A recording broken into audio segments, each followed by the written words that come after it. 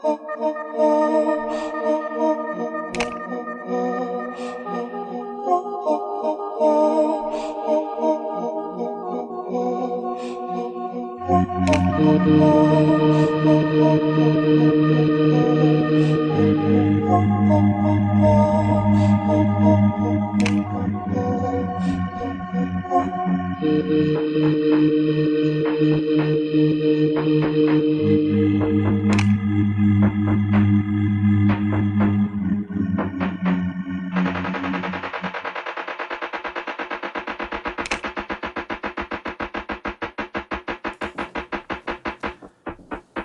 one, not two, in sky and seed sown, dream up shadows to love through and hold their calloused hands. Shape change in the nether pool from breath to breath. As your mind is freed, your ass will follow. Then arise anew again and again. This is a Mutant Manifesto, episode 10. The FKA Twigs episode. Josh and Carson are on today. How are you guys doing? And we also have Daphne Duvall on. Daphne, hello. How's it going? Daphne is a performance artist and visual artist. Thank you so much. Yeah, I would say that I have a background in performance and visual art. But I'm also a stripper. So It's not always performance art. But that's a nice way to think about it. I mean, yeah. I also, I feel like you have a very artistic approach to creating like sensual, like sexy content. You know, it's like there's an art to it, and performance aspect to it, which is in any kind of sex work, I suppose. But like, there's definitely that sort of like art aesthetic to a lot of what I've seen, at least of your like digital content. Yeah, I try to bring some personal creativity to the digital content because otherwise it wouldn't be worth it to me. But the day-to-day I would not really call it art. For sure. It's work. Yeah.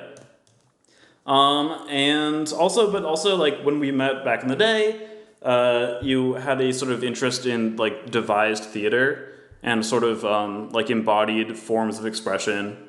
So I think it's a through line that plays well into what we'll be discussing today as far as like embodied performance and fitting it into some sort of like loose or taking embodiment and putting it into a performative medium that has like artistic registers.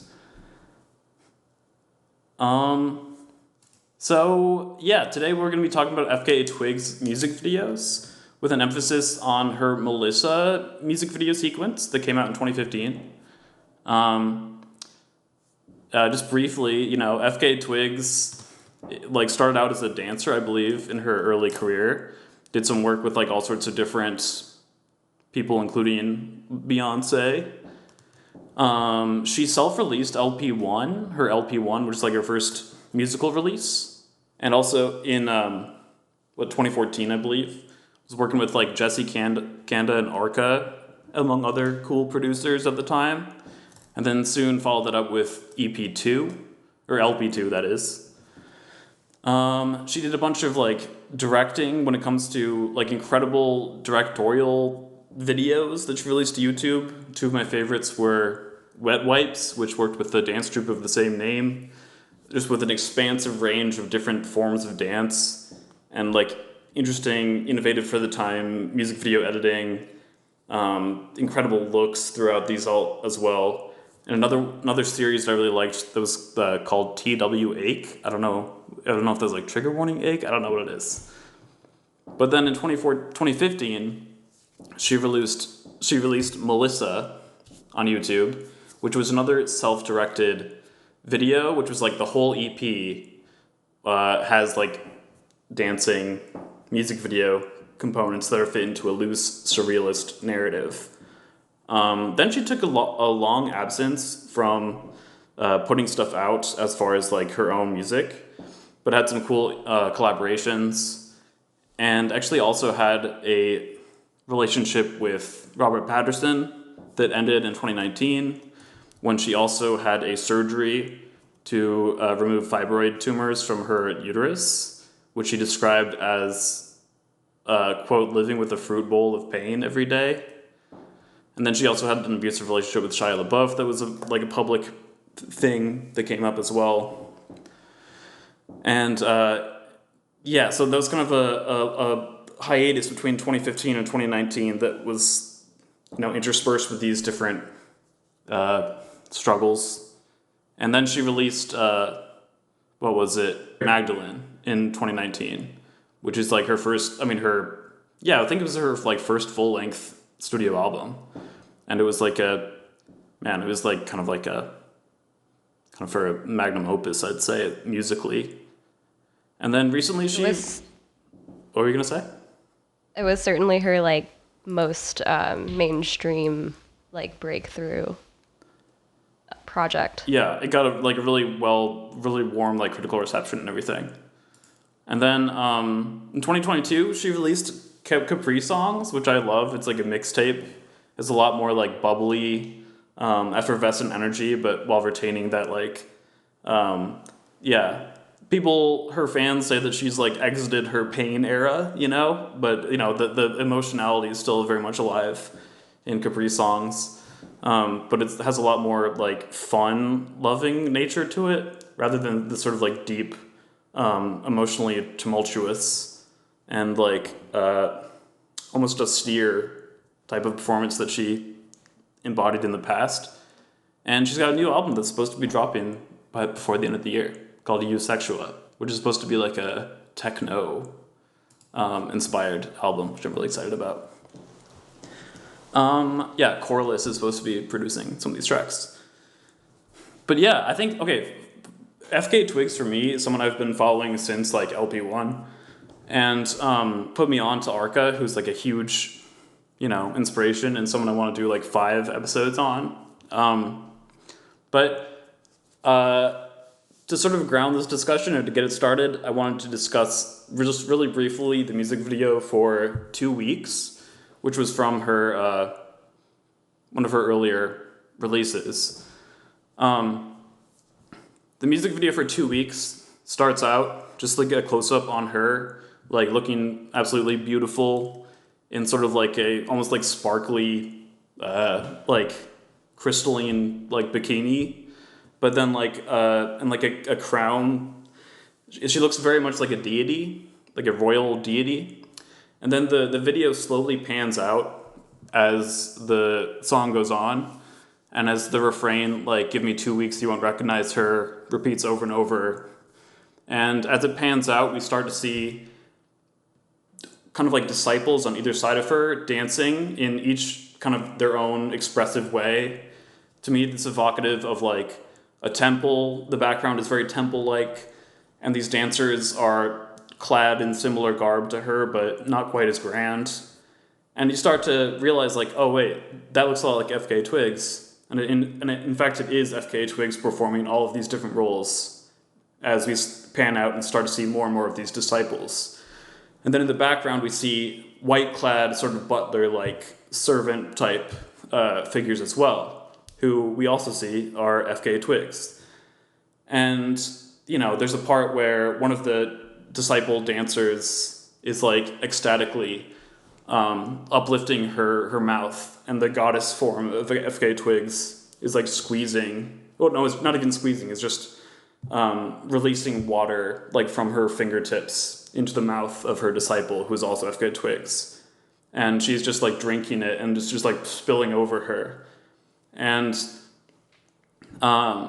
finally, we pan out, and there's we see that this original god form of FKA Twigs is gigantic, and there's birds flying around, and it's just this beautiful, amazing temple. And then at the end of the music video, we pan down, and there is an ocean, just a aquatic area that has that's a contained aquatic underground area where one more FKA Twigs figure is just lying submerged, kind of drowned in a way, but moving gracefully in this just expanse of blue water. Yeah, to me that this 2 weeks video just kind of is a good expression of what I see as what I find really interesting about FK Twigs, which is her kind of interest in self-mastery.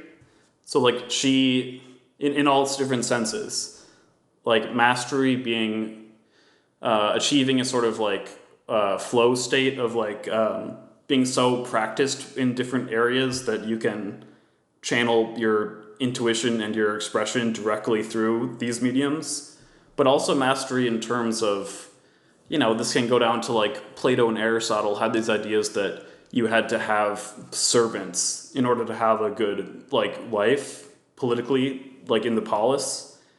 And she's almost saying with this video, maybe suggesting that like being your own servant and your own master, your own disciple and your own god is like her way of getting out of that sort of dualism. And I think it's really interesting the way that she models that kind of range of subjectivities, the sort of dominance and submission as both being parts of the same divine creation that is the self.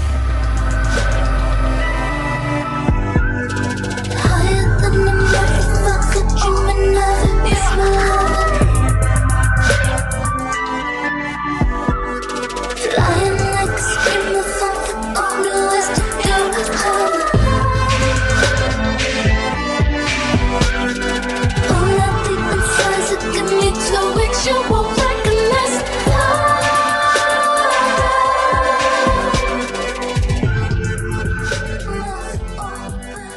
Absolutely. I wanted to bring up this the sort of the starting out above and then ending the video at a like lower subterranean level. This is something that we see like over and over in her videos. Later in her career, it seems to be more about the earth. But there's so much of this upward downward movement across most of her videos. And sometimes that's more obvious and sometimes we just end up there. Yeah, totally. I also think that listening to her music, just listening to it, it has this sort of psychedelic effect of like luring you in one subjectivity and then like flipping the subjectivity. I mean, at least to me, like this feeling of being sort of the dom in the relationship with this figure in the song. But then at some point, I find that a lot of the times when you listen to it, your subjectivity actually switches because she's expressing, luring you in as the dom, and then is also expressing the subjectivity of being dominated that you also can embody through listening to her music. I think that like switching of subjectivity, like high, low, servant, master, something she does really well. She's like kind of, yin yang-esque, is able to perform both and then... Right, and heaven and earth. Mm-hmm. Yeah, totally. I was just going to agree with everything you said. Like as someone who's seeing FKA Twigs from the outside a little bit, like I dabbled over time, but not really did a deep dive. Some of the things I noticed just sonically, she does a lot of these like high singing moments. And also I got the sense as I was watching the videos that she's like both a mastery of her own perception and perspective, like the people's perspectives and like the angles with which she's filming herself. And I thought that was really scary almost. Yeah, I feel that. I think that that's something that I always really Water Me was the first like video I ever saw, and like the kind of repetitiveness of the actual song where she like sings the same thing over and over about like I guess like he won't make love to me now. And but I think this came out in like 2013 or something, and I think so I was like at the end of high school, and I don't think I'd ever watched anything that like was like it's just her face, but it's like something is like a bit off about it. Like it's I don't know if it's her eyes are like a little too big, or like something about her movements is like just like a little like off. But I relate to this feeling of like mastery and like this intimidation of like that she's like a really strong like person that seems really good at everything. And I remember this phase too of like I saw a lot of stuff of her like sword fighting and like training to like that as well. And but I like this idea of like a mastery and a master. Yeah, and we see this over and over. She's like a super trained dancer. She really pushes herself. She shot that. What was it? Like, I can't remember what the commercial was for. It was that Spike Jonze directed video. Yeah, it was like an where Apple product of some kind. it was an Apple product, yeah, like AirPods or something. And she did that like right after she had that surgery. Damn. And you can't tell. Like Yeah. she's pushing through. And and then with the sword fighting, that did make me think that maybe we should talk about Sad Day. Oh my God, yeah. Because it ties in a little bit more to what we're talking about right now. With the she was doing like kung fu, and then the kung fu with the sword. Yes.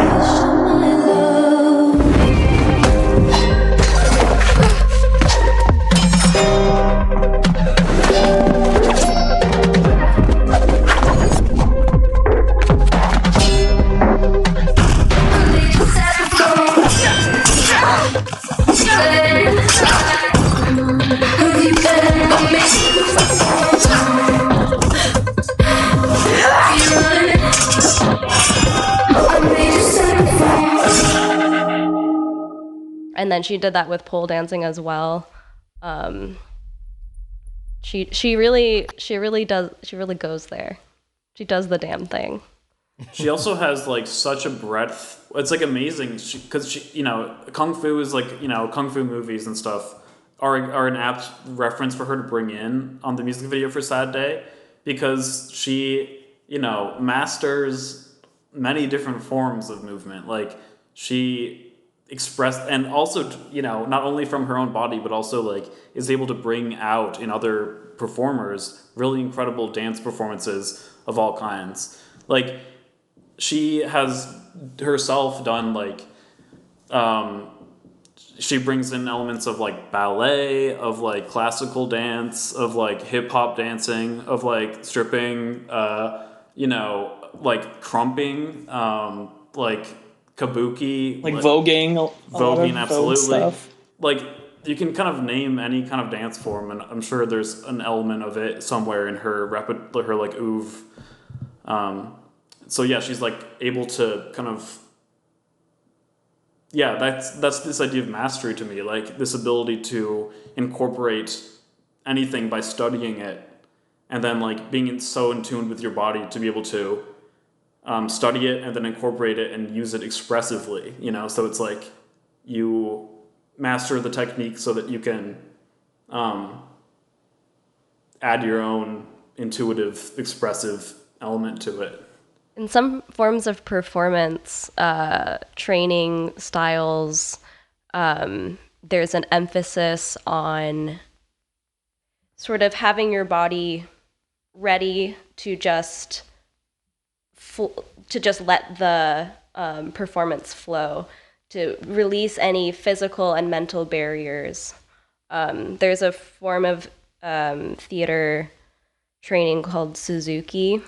Tadashi Suzuki was I think he might be still alive, but if he is, he's really old. He has a training center like in the mountains in Japan, and he did most of his work in like the 70s and 80s, I want to say, but people still follow the tradition. And it's a really intense physical training, and it's all about being able to instinctually do whatever needs to be done, depending on like what the director needs. And it has a very specific style, but I think that the philosophy of just being completely open and submissive to the work definitely applies here. And I'm sure that she's aware of it because she's, our performance queen. Yeah, I also feel like you touched on this like Apple commercial she did. She also did one for like Google Glass back in the day that was also really fucking cool. But like I think she has this kind of it makes sense from a pop star perspective to be like collaborating with like big name tech stuff. But she definitely has like and Carson mentioned this as well. She's like quick to adopt boundary pushing technologies, especially early in her career. And I guess to this day too, but the emphasis is a little bit less transhumanist these days. But she has definitely a kind of generosity with the types of bodies she represents, like including sort of a transhumanist bent. She's bringing things very much to the internet aware world. She's bringing the like digital elements even to her dancing. Like a lot of her music videos in like TW Ake in that era, she would reverse and stop and repeat the video footage as an expressive form as well. So it's showing that it's like the framing that Josh mentioned, as well as the sort of like technological savviness, all become almost extensions of her embodiment, of her performance. She's mastering not only her body, but also its perception through different frames, And she's also like, with the music and with those sorts of video techniques, she also kind of has a way of disrupting the even flow of time even too. There's sort of the sense of being suspended in regular linear time sometimes when you're listening to her music. Just I'm thinking of other ways that she brings this sort of mastery of embodiment to a transhumanist mutant kind of bearing. I have more to say about that when we get to Melissa.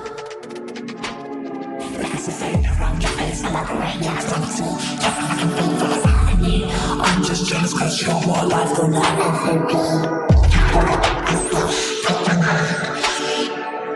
Teach me how to lead with my middle finger. Boys going, girls into the end. Teach me how to live right and not a single. 333. All that person. Alright, so let's get into Melissa. Melissa came out, it was like a surprise drop in like 2015, I believe. It just like all of a sudden, boom, there's this whole EP was out on YouTube. All bangers. All bangers. Man, this was huge. This was like Tumblr era. Like, these were like hot on Tumblr. Like all her looks and everything too. Like, she was a big Tumblr star. For sure. Why don't you just start with like the first section with that person, the Rick Owens? Michelle Lemmy. Yes. I love her. She is not to be that bitch, but she's mother, truly. I mean, literally. Okay. And literally. So that video, it's a lot of emphasis on her mouth. She's known for, she does this like black smudge on her forehead all the time. She's wearing like dark eyeliner. She's got gold teeth and rings. She's just so fucking cool. And at the end of that video, there's like a cotton ball that comes out of her mouth, which is sort of like an egg sac or something. That's sort of how I see it. Yeah, like she's wearing where normally her smudge would be, like in her day-to-day garb, her day-to-day looks. Like there's this like growth that resembles like a very those fish that live like right, like an anglerfish. Anglerfish, An angler. Yeah. Like it's got that. Forgot about that. Sorry. It's got that little thing growing out of its forehead that then bobs down, and there's a light at the end of it. So like she's dancing to the song. Well, not really dancing, but she's like moving to the song by like sort of fixating on this orb that's hanging right in front of her face that's coming out of her head, and then she, towards the end of this first song, like puts it into her mouth, and then yeah, at the end kind of releases it out of her mouth, and it goes floating, like suspended in space in this luminous little ball of dust. Does it feel like a creation story? She's like in this black abyss. There's nothing else around. She's mesmerized by herself. Yes. It's like a penetration of her own mouth.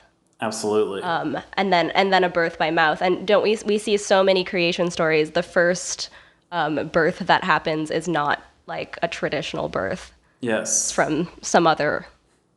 I see this as a kind of like alchemical, like immaculate conception, like, but of the self. Like, it's pretty crazy. Right. Like, yeah, Josh, do you want to touch on that? You were kind of hyped by that idea. No. I really love that idea because that's how I kind of saw all of the Melissa, like as we get into the other songs, but starting it with figure 8 and this anglerfish.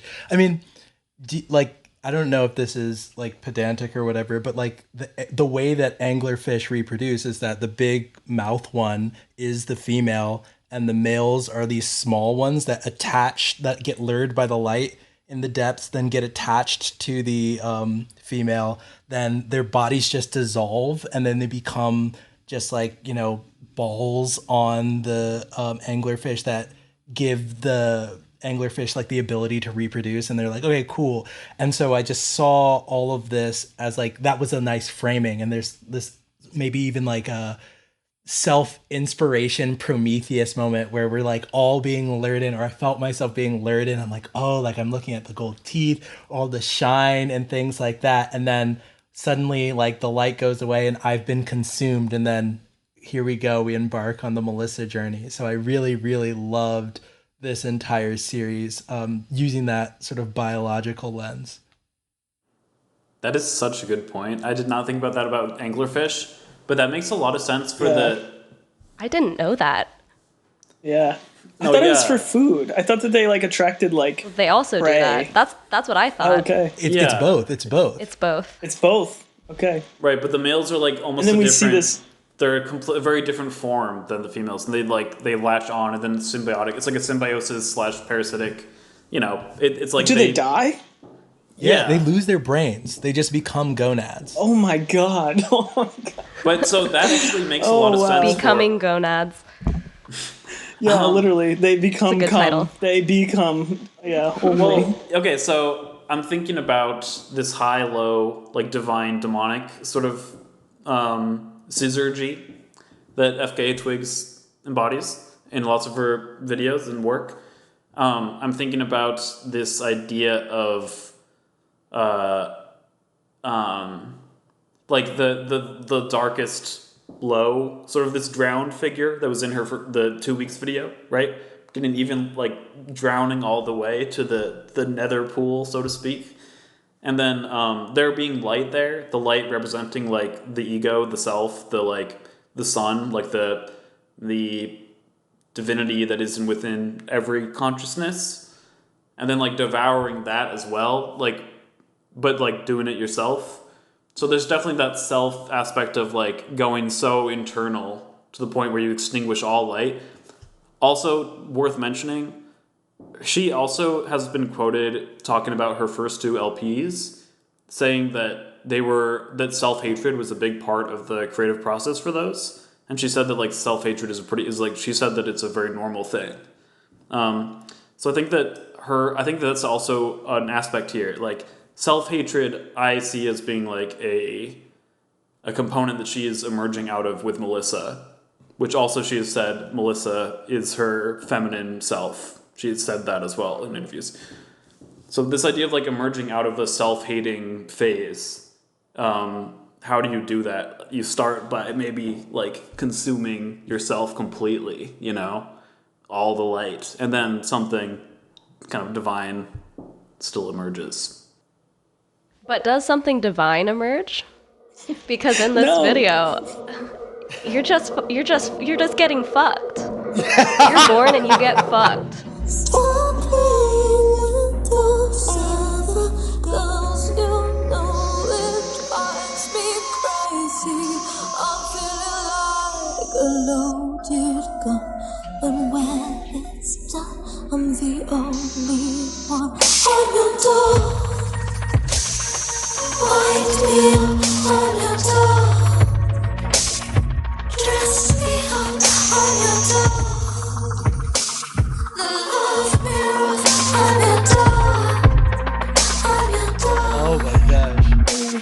true.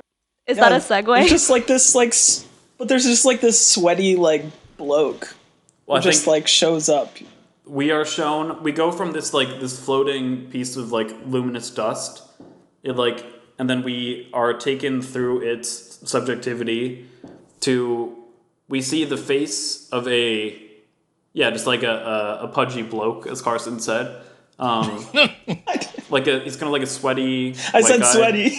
who's like a little bit like overweight and is in like He's just some guy. tracksuit. Yeah, Just some guy. but it's Yeah. like he's a gooner. He's a gooner. Let's be honest. Like this is a classic gooner. Yo. Yeah, he's like licking his lips. He's all like licking his lips in drooly. anticipation, and you see his eyes very prominently. Oh, also, I was gonna say eyes are a huge component of FKA Twigs thing as well, because it's the gaze. So, but I find this really interesting because think about the idea that like we are the little male fish being attracted to the female only to die, right? In a similar sense, we are introduced to the male gaze by it being reversed. Well, She unfolds yeah, and the then doll. becomes a blow up sex doll. Okay, so yeah. So I guess we start with like this like sex, like this inflatable sex doll. This is like With Twigs' face. yeah, with Twigs' like real face, and that's the first time we see her face in this series. It's like Yeah. at the top of this like inflatable doll that is being blown up. You know, it's being Welcome to womanhood. slowly inflated, and like all the wrinkles are like kind of eerily being unwrinkled to be like this very much balloon like, you know, it's not a realistic sex doll, but it's a very like The classic it's the classic like 2000s old sex school. doll. Yeah. You blow it up. Right. And then we get the reverse. Okay, so first we see that, and then we get the reverse shot of the guy's face, and his eyes are like twitching in sort of anticipation, but there's also like a tinge of like almost fear or something. Like I think it's the sense of like he got this doll for the first time, and he's like trying it out for the first time. So there's kind of this tinge of like anticipation, but also like something like he's trying to get into it because there's something maybe unnerving about this thing that is before him. It's always just read as hungry to me. Yeah, I think that it's really just. You ever been horny for an object? Totally. Yeah. So like, you know, I think that it's hard not to recognize yourself if you've ever been a gooner. If you've ever like gotten into like like anime porn or something, or like any kind of, or like used a sex toy. I feel like there's like to me there's like a feeling of you have to get over or something, like get over some kind of like hesitance there. I feel like. Do you guys know what I'm talking about? I don't know. Like a hesitance to be consuming what you're doing, or like I think that it requires, in my opinion, like in my experience, like you kind of have to push yourself to go there, to get there, to get into certain types of porn or sex, like masturbation. but like beyond like a morality or a social aspect, or like a physical, like this is interesting. That is a good question. I mean, for me, I've definitely experienced like I don't know, when I like first used a butt plug, for example, right, on myself. Like I feel like it takes you have to sort of like be like, okay, I don't really know if I'm going to be into this or not. You know, there's this moment of like being like trying to get over, like I think because it's a new thing, it's like an unusual thing. It's not like a thing that you're like originally imprinted upon, you know, in a Freudian sense. Necessarily. I do agree that does happen, but I'm gonna push back and say that I don't get that from this video. Okay. Yeah, I mean that might just be like a full projection moment. But yeah, I don't know. I feel like the fact that they spend so much time like on his face is at least interesting, because I do think that there's like, it gives you that moment of being like, okay, are you gonna put something onto this guy? Are you gonna project something onto this guy? Or are you going to be in the subjectivity of this like blow up doll? You know. I think that. Oh, sorry. You go ahead. No, you go ahead. Because I saw it a little differently. I think that there's this sort of sense of, well, okay, I'm looking at the video first of all. She is presented from this like the camera is above her. So the perspective is that she is down, and when we see the man, it's a tight shot on his face. And I get this sort of awe and wonder from him. That's not necessarily sinister until it progresses a little bit more. But as somebody who encounters the male gaze very, very often in a sexual setting, I think that there is, to me, that reads as excitement, and maybe the trepidation is like, how do we begin? But I think it's less like, what is this unfamiliar thing that I'm encountering? Yeah, definitely. I just think I think if nothing else, it is cool that it reverses that gaze. We look back, and that actually puts you in the subjectivity of the doll. Yeah, I was gonna say it's interesting that like I was getting kind of similar vibes as Daphne, and I was a little like nervous about also that I was thinking about that she's like immobile, and like I was thinking about how actually it was made that she was probably just like underneath like the bed with her head coming out, and I was like first one thing that I noticed is kind of like this objectification, I guess, of both of them, like him in like a very meaty, like sweaty, like persona, or like just being the guy, being some guy, and then her being like plastic.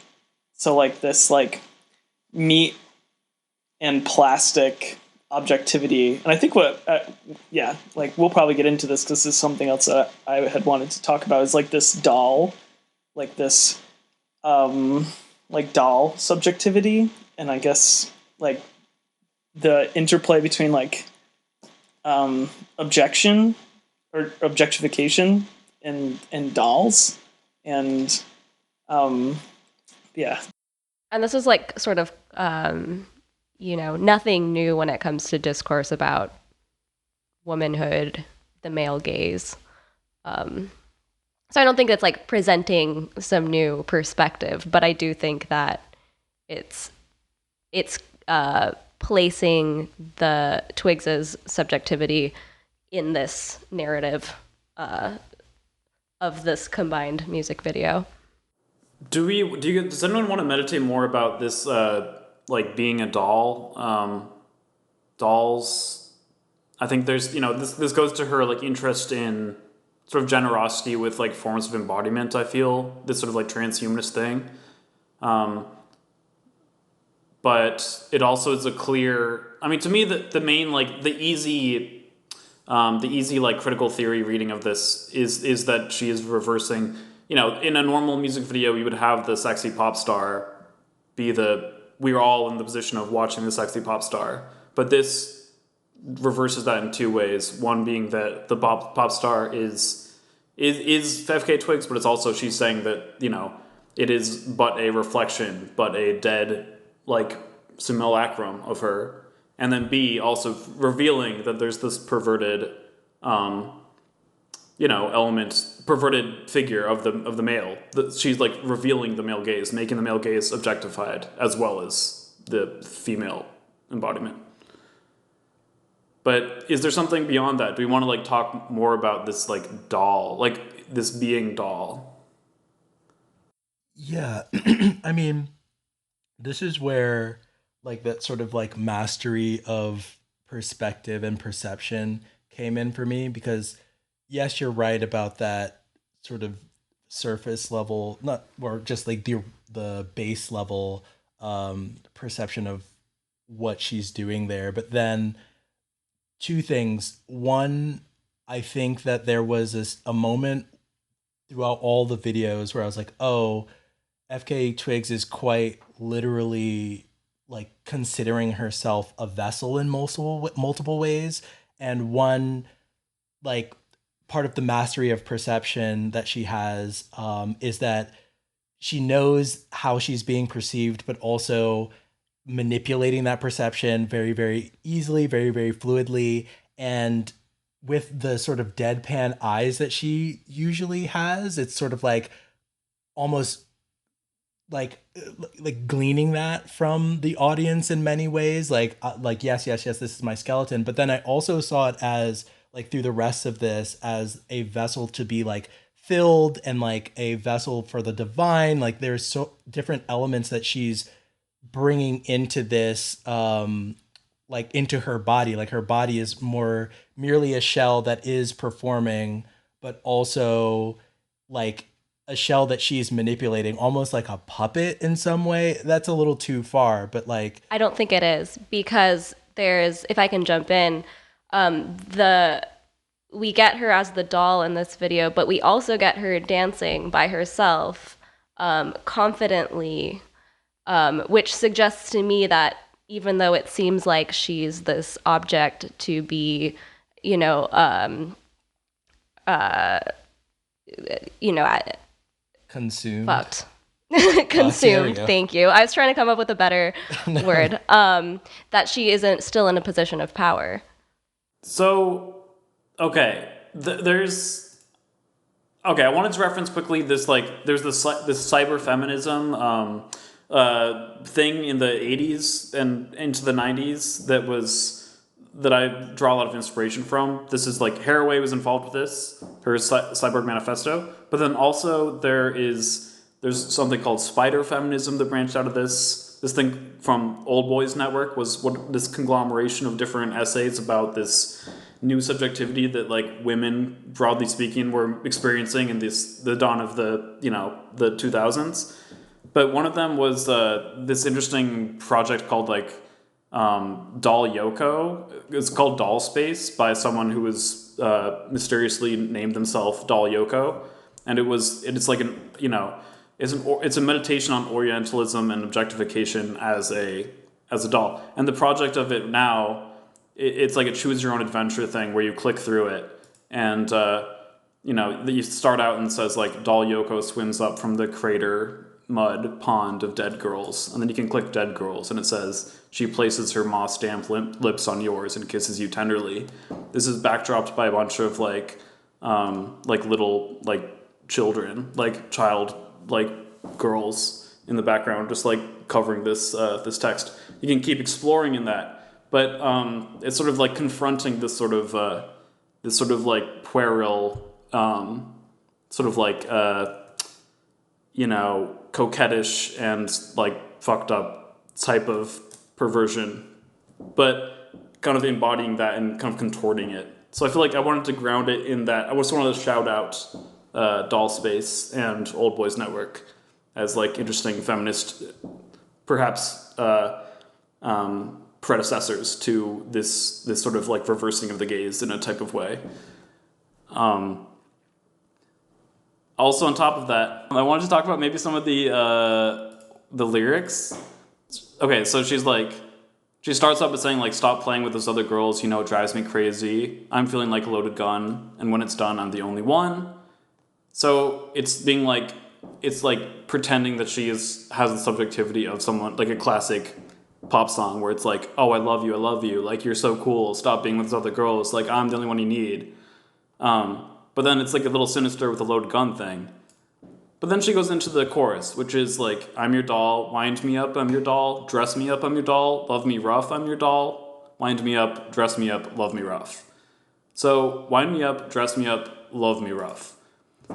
So, I think those are really interesting. Wind me up being sort of this mechanical illusion, dress me up being this sort of like, talking to the queer dolls, right? The dolls of the queer pantheon of pop stars. And also to women or anyone who's interested in fashion and who's interested in a pop artist being a dress up form, right? And then finally, fuck me rough or whatever, love me rough, which is like the pervert aspect. So it's this sort of like has these like three different branches of like being self-aware of her position that she's playing as a pop artist. This technologically advancing one that partners with Google and Apple. This like fashion one that partners with Rick Owens and whatever other designers she's working with, and with the queer community at large, and as well as like just fashion. And then finally, this like she's like also playing to the male gaze, which is like a perverted.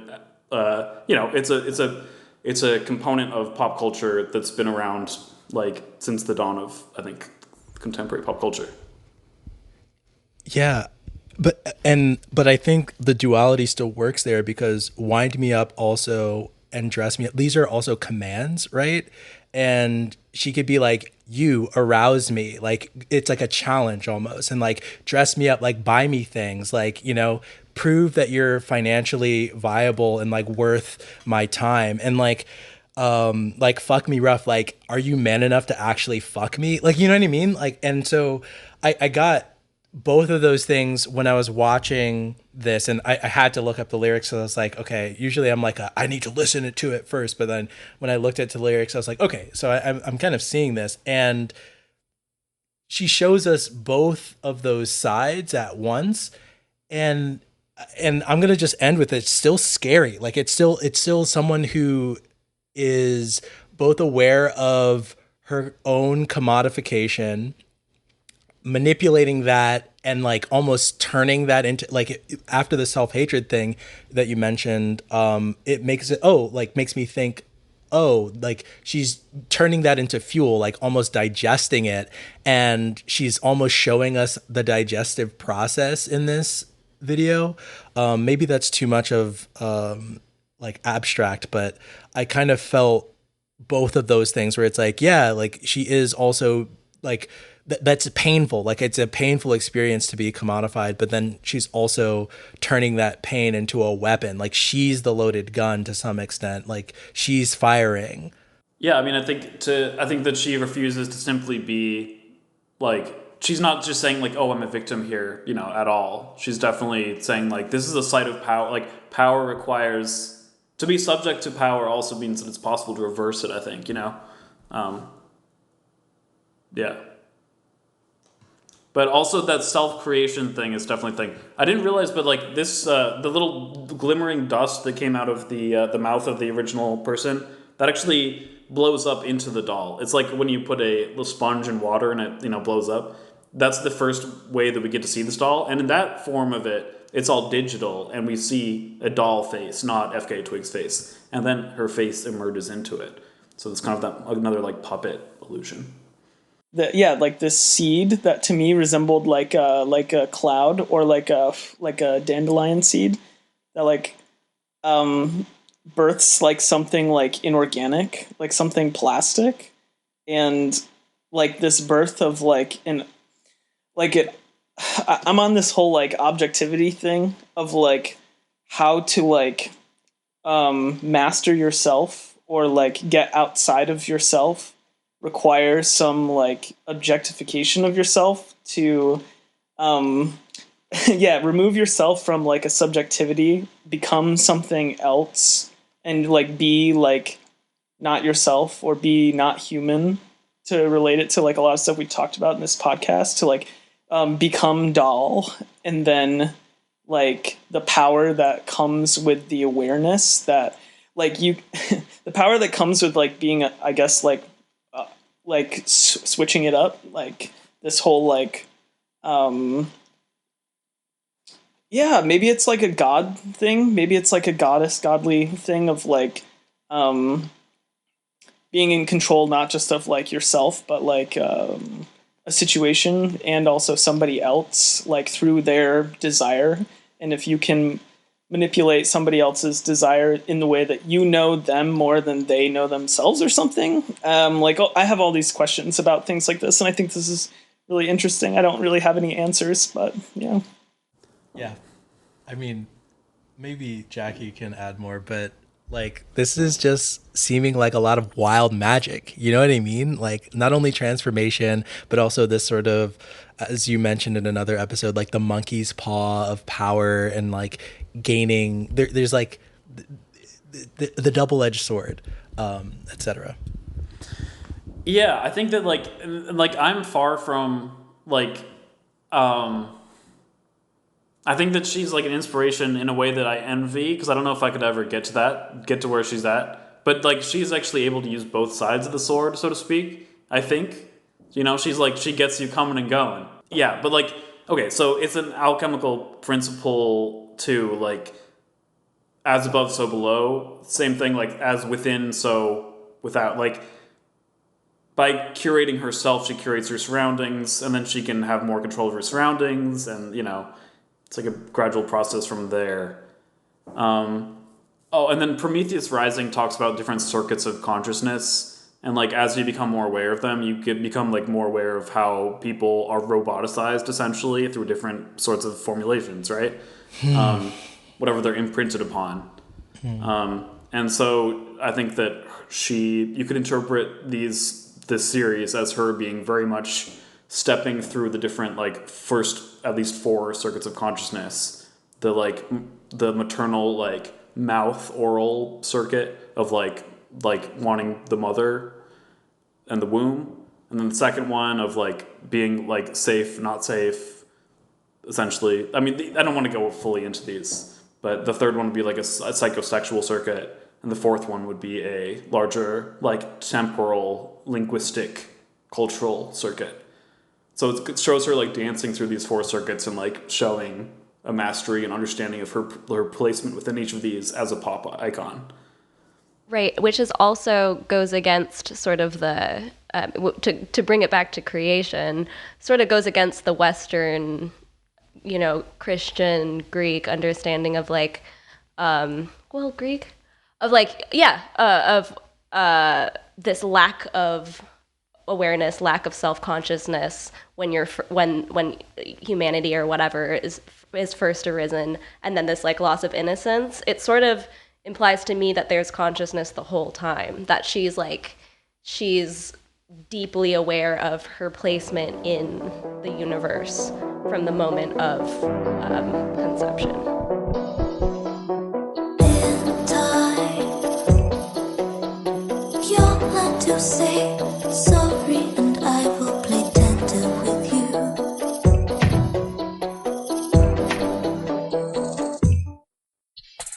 In time, your hands on my body will resonate through me like they did before. And then I will be better, and we will be stronger, and you will be greater. The man that I always wanted you to be. If you can resist it and make a commitment and stay with me in this, stay with me in this. Yeah. Next song is this is In Time. Man, this is such a beautiful song. It's like a ballad with little like hip hop influences as well. Yeah. So this music video, the visual component of this, we see her now like fully fleshed out and embodied, like in her own body, but then she is pregnant, and she's like in pajamas, and she's on the same bed that the like pervy guy fucked her as a doll on, but now she's a pregnant, like fully embodied person on this bed. And like fully pregnant. Yeah, she's like about to give birth essentially. And then we see a sort of floating like cube of like video. It's like a video call, like a Zoom surface, but like 4 of them, or like 6 of them in a cube, of a guy who is like washing her. And this guy's like buff and has like a wife beater on, and is like and like dreads and stuff, and has like rings and things. So he's like he's shown as like strong and kind of, but he's doing the sort of like licking his lips thing as well. He's like definitely right, but it's like sort of a different interpretation of the man than we see in the previous. Mm-hmm. He sort of doesn't pose this physical threat or Yes, this is a you know. removed. This is somebody on ChatterBait, maybe. This is somebody who's like doing cam to cam. You know, he sees her and she sees him, but there's like a separation of temporalities. Like this guy's floating in sort of in the nether as a digital reflection, and she's in the nether as a physical embodiment. I low-key think that this is like between these two videos, this is where like race becomes important. Um and if we Definitely. yeah, like because I definitely interpreted this whole video as the sort of what is it? Like there's the trifold, there's like the hag, the whore and the virgin or whatever conception, like Yeah. all yeah, of like and so in this moment, this is where I think black culture is like putting her to bear, right? She has to be all of these things at once as she's sort of pregnant with a concept, I'm going to say right now. And all of her dance styles are mashing together. Like there's so many different styles through this, that we see throughout this video, and different themes, especially around like not specifically sex appeal, but maybe the like birthing process, and then like how the form changes, speaking about dance, but also about her physical form. Anyway, I'm trying to hit all the beats here, and I'm losing myself a little bit, but I think that with this floating object, that guy, like the black man in the cube, specifically is the sort of black male gaze on a black pop star, and the sort of like test that comes with this. This is almost gave me vibes of like maybe have you seen Spy Kids 3?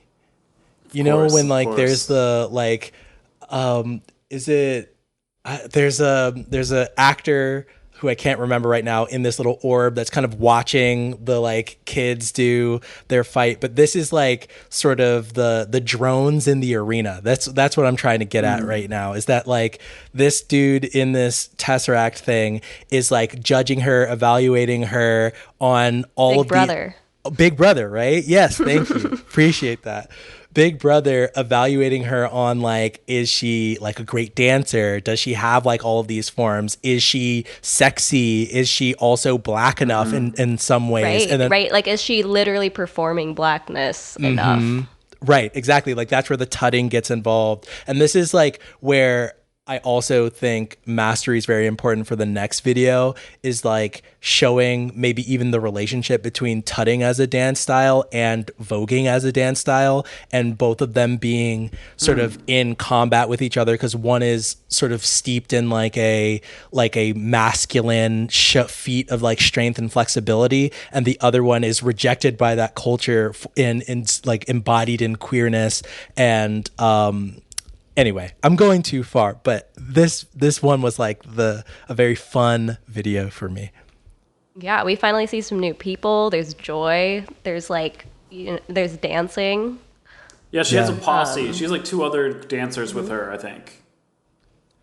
And she actually fluctuates between some scenes she's pregnant, some scenes she's not pregnant too. So it's like Yeah. it's sort of like this like yeah. But also this whole section gave me an MTV vibe. Like I think something about the coloration of it, like the cinematic style and everything, gave me like a 2000s MTV video feel. The dance styles too. It was all so. It's definitely saying like, oh, and also she is like she's mixed, and I think that she is like white and black, and I think that she is very aware of being white and black, and I feel like this is like, yeah, like I think what you were saying about like trying to perform, just like the femininity is an intersubjective thing, being black or white is also something that requires performance and reception in certain ways. I think that that's just to go off of that. in the previous video, she's a white blow up doll. Oh yeah, That's true. exactly what I wanted to say. Sorry, I was like waiting to get that out. It's like Sorry, she's a I white. can beat you to it. No, it's okay. No, go for it. Because she's a white blow up doll. Like, can I bring up an article? I don't know where it is, but I can't find. But basically, there was an article that talks about that. I think it's an interview, maybe it's NPR or something. But FKA Twigs talks about how the genre of her music shifted once people discovered that she was black. She appears as racially ambiguous, and like her sound is so different, but as soon as they realized she was black, it became R&B, and like it didn't have the alt feel. And I remember that being like my big thing about like FKA Twigs and her autonomy, and how like this is the pigeonholing of black culture, black music, etc. Yeah. And the just quickly, the second piece, I think the video that is being referenced here might be TLC. But I'm not sure. Like the no scrubs, it's like a white room and they're all kind of doing individual thing, and seems like there's a lot of cameras. And I bring that up as like a point of like the arena, right? Is that I think she's mashing both of her racial identities together in this moment, and almost the impossibility of like going from video one to this video one, I'm Your Doll, to what's the name of this one? In Time. In Time. And like, of course, like the title In Time, like this is like her throughout time, and being different images, being like different, I guess, embodiments of herself in the same moment. I don't know. It goes to what you were saying, Jackie, about how her music can be sort of temporally transcendent. And I think she's deliberately doing that here throughout how her racial perception is, her physical perception is, and maybe even her musical perception. And I mean, as a dancer, like your style changes over time, obviously, but also it becomes critiqued in different ways over time, because like, are you on the cutting edge of dance if you master a specific form of dance, is something that I've been curious about with like dance crazes, with like line dancing, just in general, about black music and black dance often shifts so much that it's like, okay, if you're swag surfing, yes, that has a resurgence for the millennials, but like all the younger kids are like, this is some old granddad ass shit, you know? So that's also judgments being passed on her as a performer, I think. And like, anyway, this was very exciting. I'm sorry, I keep going off. That's really interesting. I could keep going. Continue. Yeah. No, I mean, it's really interesting that you say that, because like situating it in sort of like a retro, almost like MTV era, is very much locating this section very much in time, right?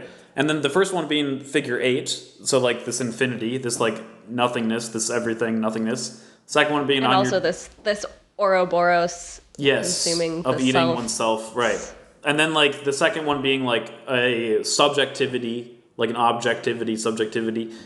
And then like from that they're saying like, okay, let's bring this into time. A lot of people say that music is decorating time. Also, people say that martial arts is manipulating time. So, you know, thinking about like dance as like very much like putting your body into a time stream. And then also, oh yeah, it's interesting to think about the evolution of dance, how quickly it is now evolving, just like language, where like if you want to be trendy, the dances will cycle through like very rapidly. But that does kind of bring into question, is that a mastered form when you like do a TikTok dance?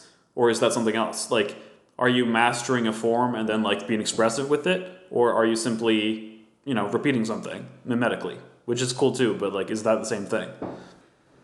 Just to continue with the video, because then she has like her water breaks, and it's like paint like running down her legs, and then the guy, this like gaze is like, he was like shaking his head, and he's like, Yeah, he's grossed grossed it's a out. little He's like grossed out. It's like yuck. Right. It's like you wanna know the real me, and then you're grossed out by it. Like you can't have both. I mean, yeah, people want to have that femininity, the like pregnancy, the like fertility, but they don't want to have the afterbirth, the periods, the like Right. the absolutely The like gnarly. because like birth we've talked about on the Nemesis Fortune episode, we talked about like birth as a site of like meeting Nemesis, meeting fate. A lot of the times that meant dying, or a lot of that time it meant like giving birth to something that you didn't expect to. And that like Yeah. that like moment of like mothering something into the world that was unexpected, being something that could Yes. spell your fate for sure. And in fact has oftentimes in the past been like if you have a neurodivergent or like physically mutated offspring, that thing is exiled because you can't fit within the larger culture if it is brought within your actual family. And then just in general, like the female body and pregnancy being something where you are met with otherness from within you. And that is very disturbing to the way that male subjectivity is formed in today's culture. Yeah, I know that she has talked about this, either this EP or this video, and talked about how pregnancy is not typically depicted in mainstream media. And I think that it actually is to a degree, but it's always, demon alien babies and the hysteria of motherhood and the evil of motherhood. And maybe this can segue us into the next sort of two, mostly one video, but they like touch on one of the songs during like the birth, which is actually my favorite song on the EP that doesn't me actually too. get the full You're talking about length, Mother but that's Creep? okay. Mother Creep, it's so good. Yeah, they have little like spiderly whispers of it as the interlude Yeah. between this and the next And like video. one of the verses or like the chorus sort of presented differently than it is on the album. So her water breaks and it's this like rainbow like paint, and it's like bouncing off of the speaker floor, like there's bass on the floor.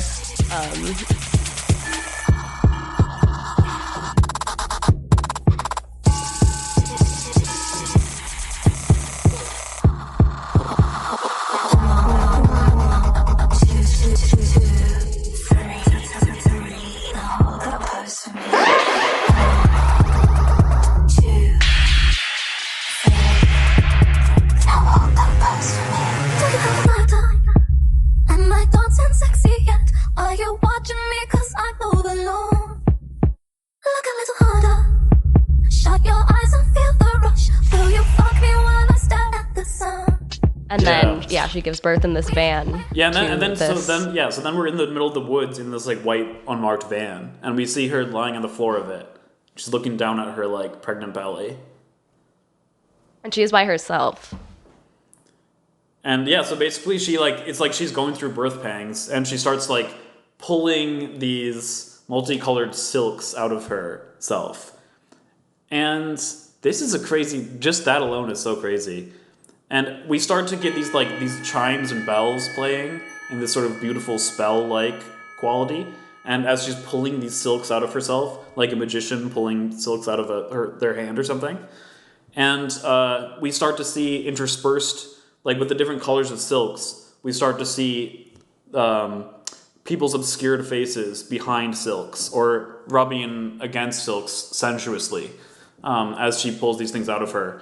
But to me, when she's pulling these things out of her, it could be an allusion to giving birth, and it could also be an allusion to miscarriage, and it could also be an allusion to like self-abortion. There have always been tactics throughout history of like giving oneself an abortion or like, medicinally or whatever. So like all these different ways of pulling something out of you. It's unclear whether this is to give life or to preserve oneself or just because something went wrong or all of the above, I see it as giving life. It seems so joyous. And it also references pretty obviously like ballroom culture, the mother of the, and then the rainbow silks, like. Right, but for me, it's like giving life in the queer sense, like giving life, Yes, and yes, mothering in the right, queer sense. right. But I don't know. That's what I'm Right. saying. Like, I don't know if this is supposed to be a straight up like birth. Like, I think that's what's really interesting because like you can people like Lee Edelman among others have discussed queer culture as being like the cultural death drive. You know, that's the way it's figured in popular culture, but it's also the way that, you know, requires a type of death to be reborn as a queer person and to be reborn into queer culture. So like, I don't know if it's like just life giving in the like the normal sense, you know. Not in the literal sense. Yeah, it's a queer birth scene, which is very interesting because it's like giving birth. It's so interesting because it's also like the pop star as being this like oftentimes straight, like woman who then is adopted by queer culture and becomes an icon and a mother in these different ways. That is itself sometimes objectifying, but she is here as well saying like, I'm not going to be objectified by this, but I'm going to participate in it willfully and make some really cool fucking inspiring stuff. So yeah, she like basically that she's like pulls these silks out of herself, and then like we start getting snapshots of like a kaleidoscope of different types of people, but they're all apparently amabs, but like all also apparently queer in some way. But they're all like start like you get these snapshots of different people from all sorts of different. They've got all sorts of different kinds of garb, all sorts of different kinds of movement styles, but it's all kind of Vogue related. But there's some that is more. There's like that one guy who like does sort of like more of a crump thing or whatever, and then you know there's a variety of different dance styles that are portrayed here. Yeah. And then basically we get like a huge crazy like ballroom Vogue scene in the middle of the woods, where she is kind of like sitting on the throne, saying like 1, 2, 3, now hold that pose for me, as people are voguing, and she's kind of controlling their performances. And then being like, okay, do something again. Okay, now hold it. Almost as if to suggest that she's like mastering, doming these like people into expressing themselves, into being like, how do you move, you know? And then, you know, it's the amazing like teaching moment kind of being the master who's teaching students, but it's not saying like there's one way to do this, but instead saying like, you have a thing, let's find what it is, but then let's like perfect it and then control it. And it's like providing a space to, you know, show it, to express it. Watering it, you know? Yeah, I got this as kind of just like an I see you moment. Like hold that pose for me is more of like not so much like a doming like thing of more of just like like a space like a thing. Yes, own it. Yes, a yes, exactly. But it definitely is like there's a commanding element to it, like which is like it's like show up, like commanding you to like to show up, I think. Also, FKA Twigs is wearing like a kind of a foil looking outfit that almost as if to like reflect the like appearance back onto the viewer. But there's this one like white covered figure that almost looks like they're covered in like gossamer or something, who actually like goes behind FKA Twigs and for their performance kind of directs FKA Twigs in an interesting way, like kind of like puppets FKA Twigs in a Vogue-like manner. And I thought it was really cool that like, yeah, it's again this like playing with like the subjectivity of them all. Like maybe this person's mastery is like self-mastery is to, you know, it is more of that active like controlling energy, you know. And if FKA Twigs is able to bring that out as well in a queer way, you know, like I don't know. There's just so much variety to these people's performances, and that really is like so cool. But then they also sometimes like come together to like do a scene together too, to, like move in tandem. So this relationship between like moving collectively and doing your own thing. I was just gonna say that struck me as like one of the more interesting parts of this is that like as we close out the video series, it's much more collaborative, and it feels like a party a lot more. And I was going to mention the sort of final part where she's literally like doing a split in the air and they're all underneath her holding her up. And I think that has to be an intentional like action and direction. And I think it kind of puts a neat bow on how, like, if we imagine her as giving birth to this scene in general and these people and this sort of like space to thrive to some extent, and having that also be what uplifts her through I think like doing the splits is a very feminine move. I think it was like a very nice sort of like in this total feminine space besides that one maybe more masculine dancer, and that's not to say anyway, whatever, I'm jumbling over myself. I felt like that moment felt very like Scarlet Lettery, where she claims all of her titles and that they're holding her up, is where I wanted to go with that. Yeah, she's in all red. She alternates between an all like foil kind of outfit where she's sitting on her throne in a reflective suit, and then also like a all red like athletic sort of outfit as well. And that's the one that she's ends on, being suspended by this troop. To me, it felt like a bit of a nod to like, I don't know, yeah, just like a nod to like a lineage of like what came before, and like specifically like drag culture and drag performance. And I like that, like, you know, because it feels like a lot of like pop stars will like, I guess it would be interesting to talk about like backup dancers, and like, because we keep touching on like this like one person as being like this figure of like adoration and like kind of like control and like someone who commands attention, but then like having others as like, you know, always this backdrop as more of like oh, Jackie, you said like music is like the decoration of time. So they're like backup dancers of like decorating space or something, and like creating like this ambiance, but never like getting like a nod. But it's interesting also because she was like she's a dancer, and she was like a backup dancer. That's a big part of her lore, is having been, she has a song called Video Girl. And it's a lot about the like inability to claim your power when you're a backup dancer. And sort of not being able to, there's a sort of gaze that you're in that position. She's talked about it a lot. A lot of her like early work is about sort of becoming the person in the spotlight. So that certainly applies. And I'm thinking now about like Madonna and like Material Girl, and like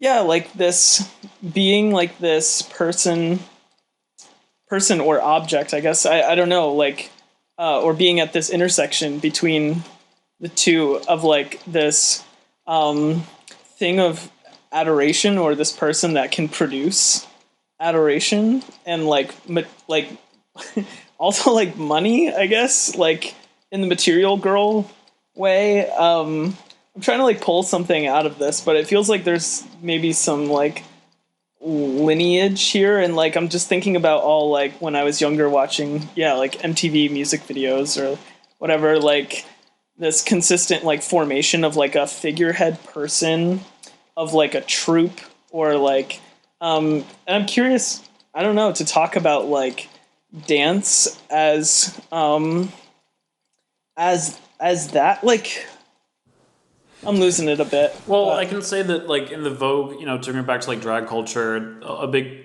prominent component of it was to, it's like a hacking of, like, capitalism, where, like, it short circuits the route to nobility. Instead of going, like, the traditional route, it says, like, nobility is right here. We're just going to, by performing nobility, we become royal.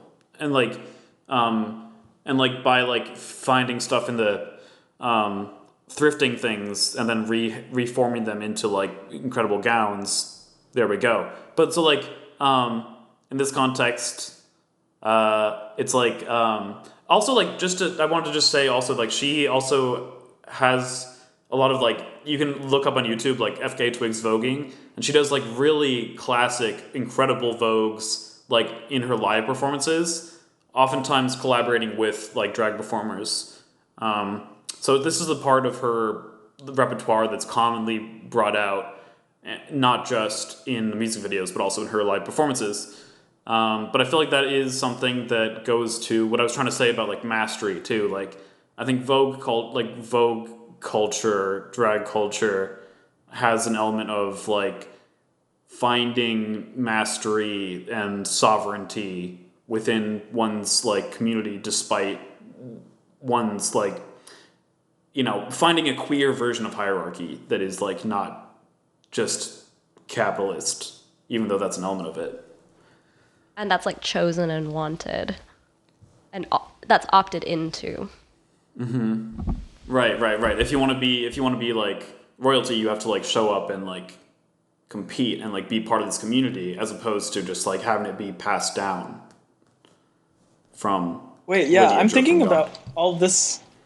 I am thinking about this like now, like stripping as like this short circuiting also of like, but of course I'm not really speaking from personal experience. So Daphne, I was curious like about this of like about this like vulnerability, or if we're talking about like putting like in this case in like her videos and stuff, we're talking about like putting on something a lot of the time, and like whether it's like outfits or it's like this, I don't know. And I'm still thinking about Madonna and but like this short circuiting of time and like all of this in the relationship, I suppose, to like tipping and money and like a choice of like, yeah, I was curious if you had any thoughts or anything that you could teach us. No thoughts. Can you say that in different words? Yeah. So I'm trying to think about like this, because my whole thing, like while watching all these videos, and I mean, also just to put it out there, I'm reading like this whole book on porn right now, and like all these like arguments about porn, about like its liberatory potential, or whether like it's basically going through this chronology of like a history of mostly feminist arguments for or against porn, but specifically coming from like to me after this. Sure, yeah. It's called Why, but it's very like internet focused. It's called Why Internet Porn Matters. It's by this philosopher that actually is really into Donna Haraway. Her name's Margaret Griebowitz. And I had read a little something of hers for another episode that we did on the Cyborg Manifesto. But so I'm trying to like, but also this is like not at all like I love thinking about this and talking about this, but like I will admit that like I'm floundering sometimes to like come up with like how to say what I mean. And like we should do an episode about sex work. Yeah. Absolutely, yeah. We totally should. I think that was something that we were trying to talk about and like had a little in the works. But Totally. Yeah, I guess like HMU. this. I would love to have you back on to talk about that as well. Yeah. Okay, I guess I'll cut through it all as much as I can. Might be a slightly different topic. Like maybe what I'm asking is it liberatory to like be an object of adoration? Like that's or a really in what tough ways question. is it? Right. Yeah. I mean, I think that it's really easy to glamorize and feminize in like make feminist stripping when you think about it abstractly. When it really gets down to it, I don't really. It can be in certain moments, but I think that it's dangerous to call it a liberating. There are certain moments where I go, oh yeah, like I feel very in tune with my body in a good way. And then there are lots of moments where I say I feel very in tune with my body in a bad way for lots of different reasons. Yeah, I mean, it's certainly both ends of a very broad spectrum. That's very vague, but I could talk about it forever. I feel like that's a really hard question to answer. Yeah. I feel like that's also comes up like in the restaurant Definitely. industry, or as like a bartender, or like as a. I mean, in a lot of different tipped environments where you have to perform. Yes. Like for somebody Yes. else's. It's a service. Yeah, and Yeah. like Yes. there's components of people's expectations are that you will like cater to their. To them in different therapeutic senses that often is exacerbated lot of it by is like being that. femme presenting. Yes, and that that brings up all kinds of internal struggles relating to gender and perception. Perception is huge. Me and some of my friends call it perception sickness. Like when you're in the gaze for too long and you sort of start to lose your sense of identity, or you start to lose your social battery. There's lots of times that I just want to like crawl into a hole and I have blackout curtains. I call it my cave. I like to retreat back to my cave. So yeah, I mean. Yeah, I mean, I think something that is in a lot of her videos, in a lot of FKA Twigs videos, is kind of like this fantasy of like an immateriality of like this plastic body, and I mean plastic in the sense of like, changing and like amorphous, and like, because like something that I we probably all deal with is like this vulnerability of having a body that is your interface to the world, of like having a physical interface that feels and can be seen and also can be felt by others.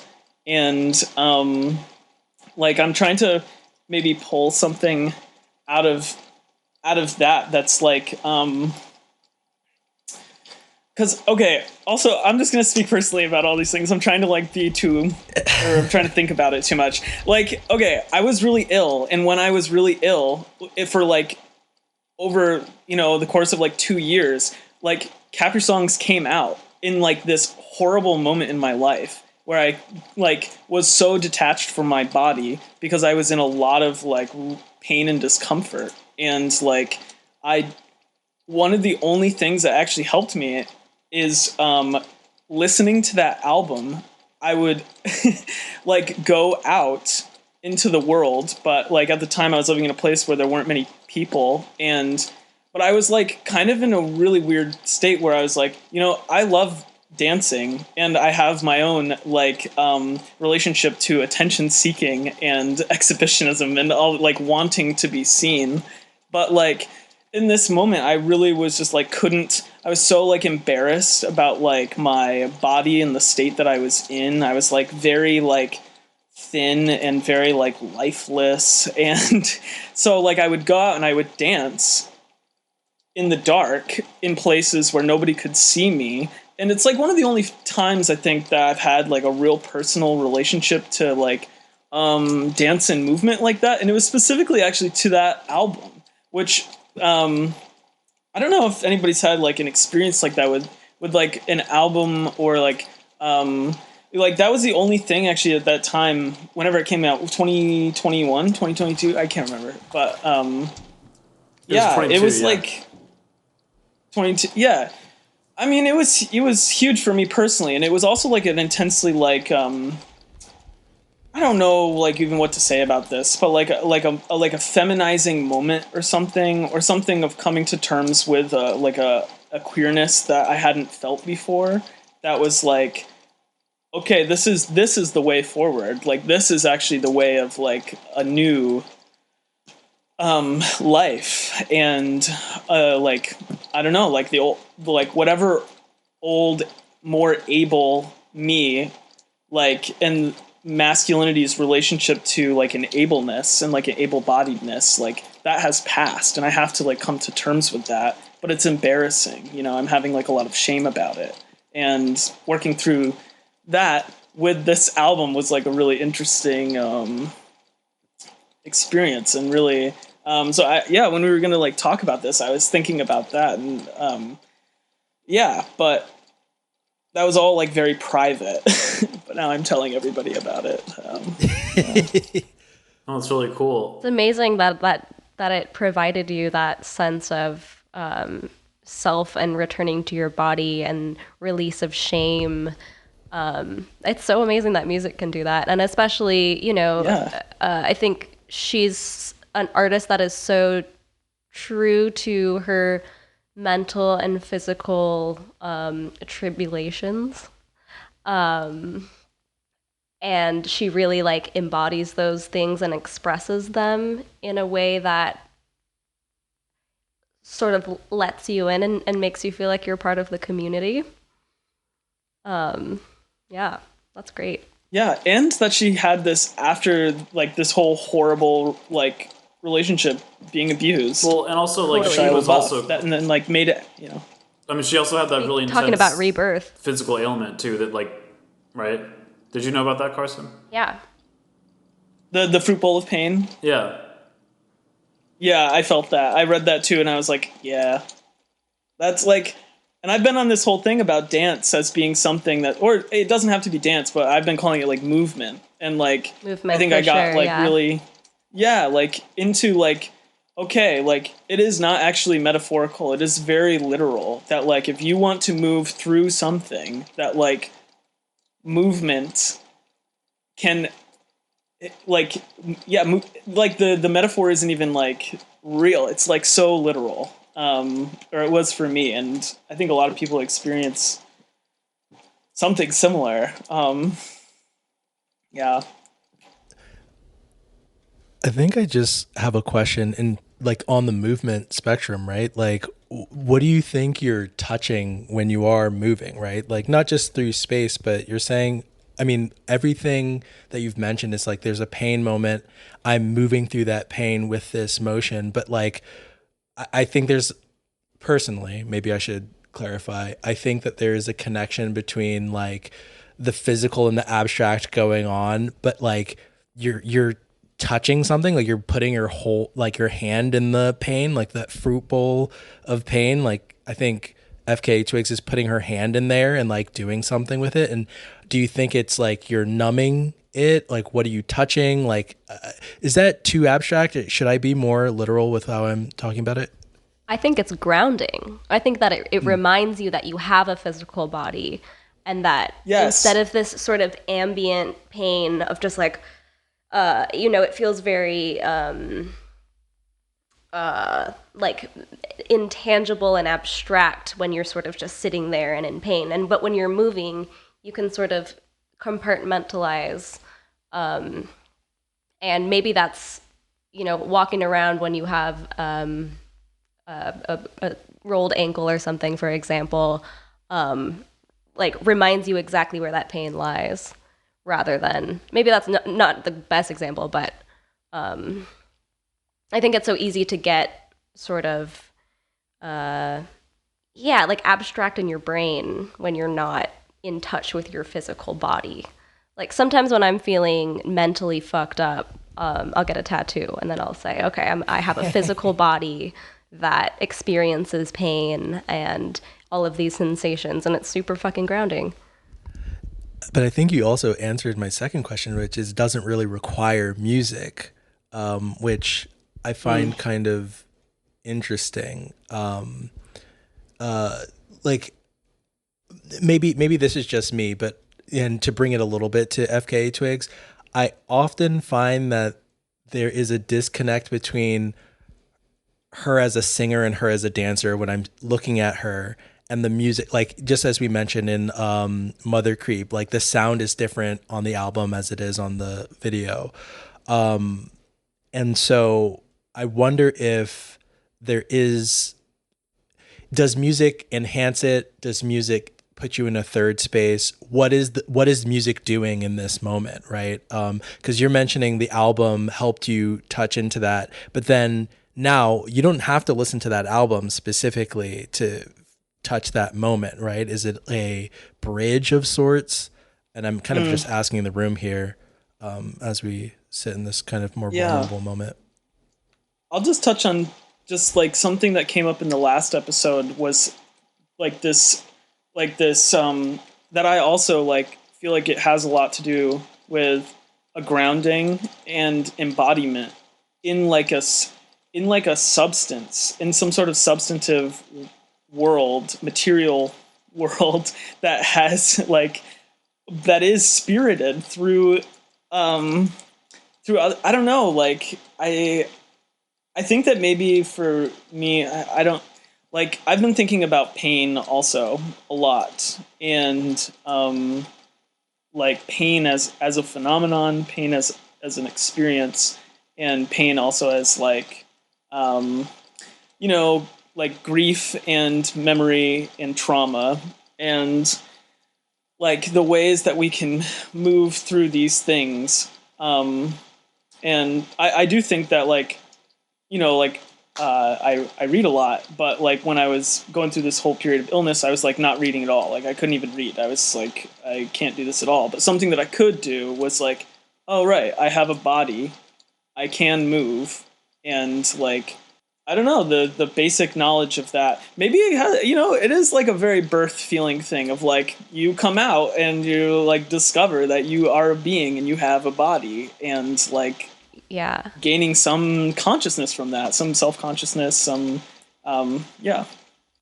And on a physiological level, a chemical level, when you hear music that makes you feel good, you want to fucking dance. And when you dance, your fucking brain releases chemicals that make you feel better. And it's fucked up to say, oh, you're feeling depressed, go take a walk. But to an extent, it sucks. It's true. Yeah. It does make you feel a little bit better.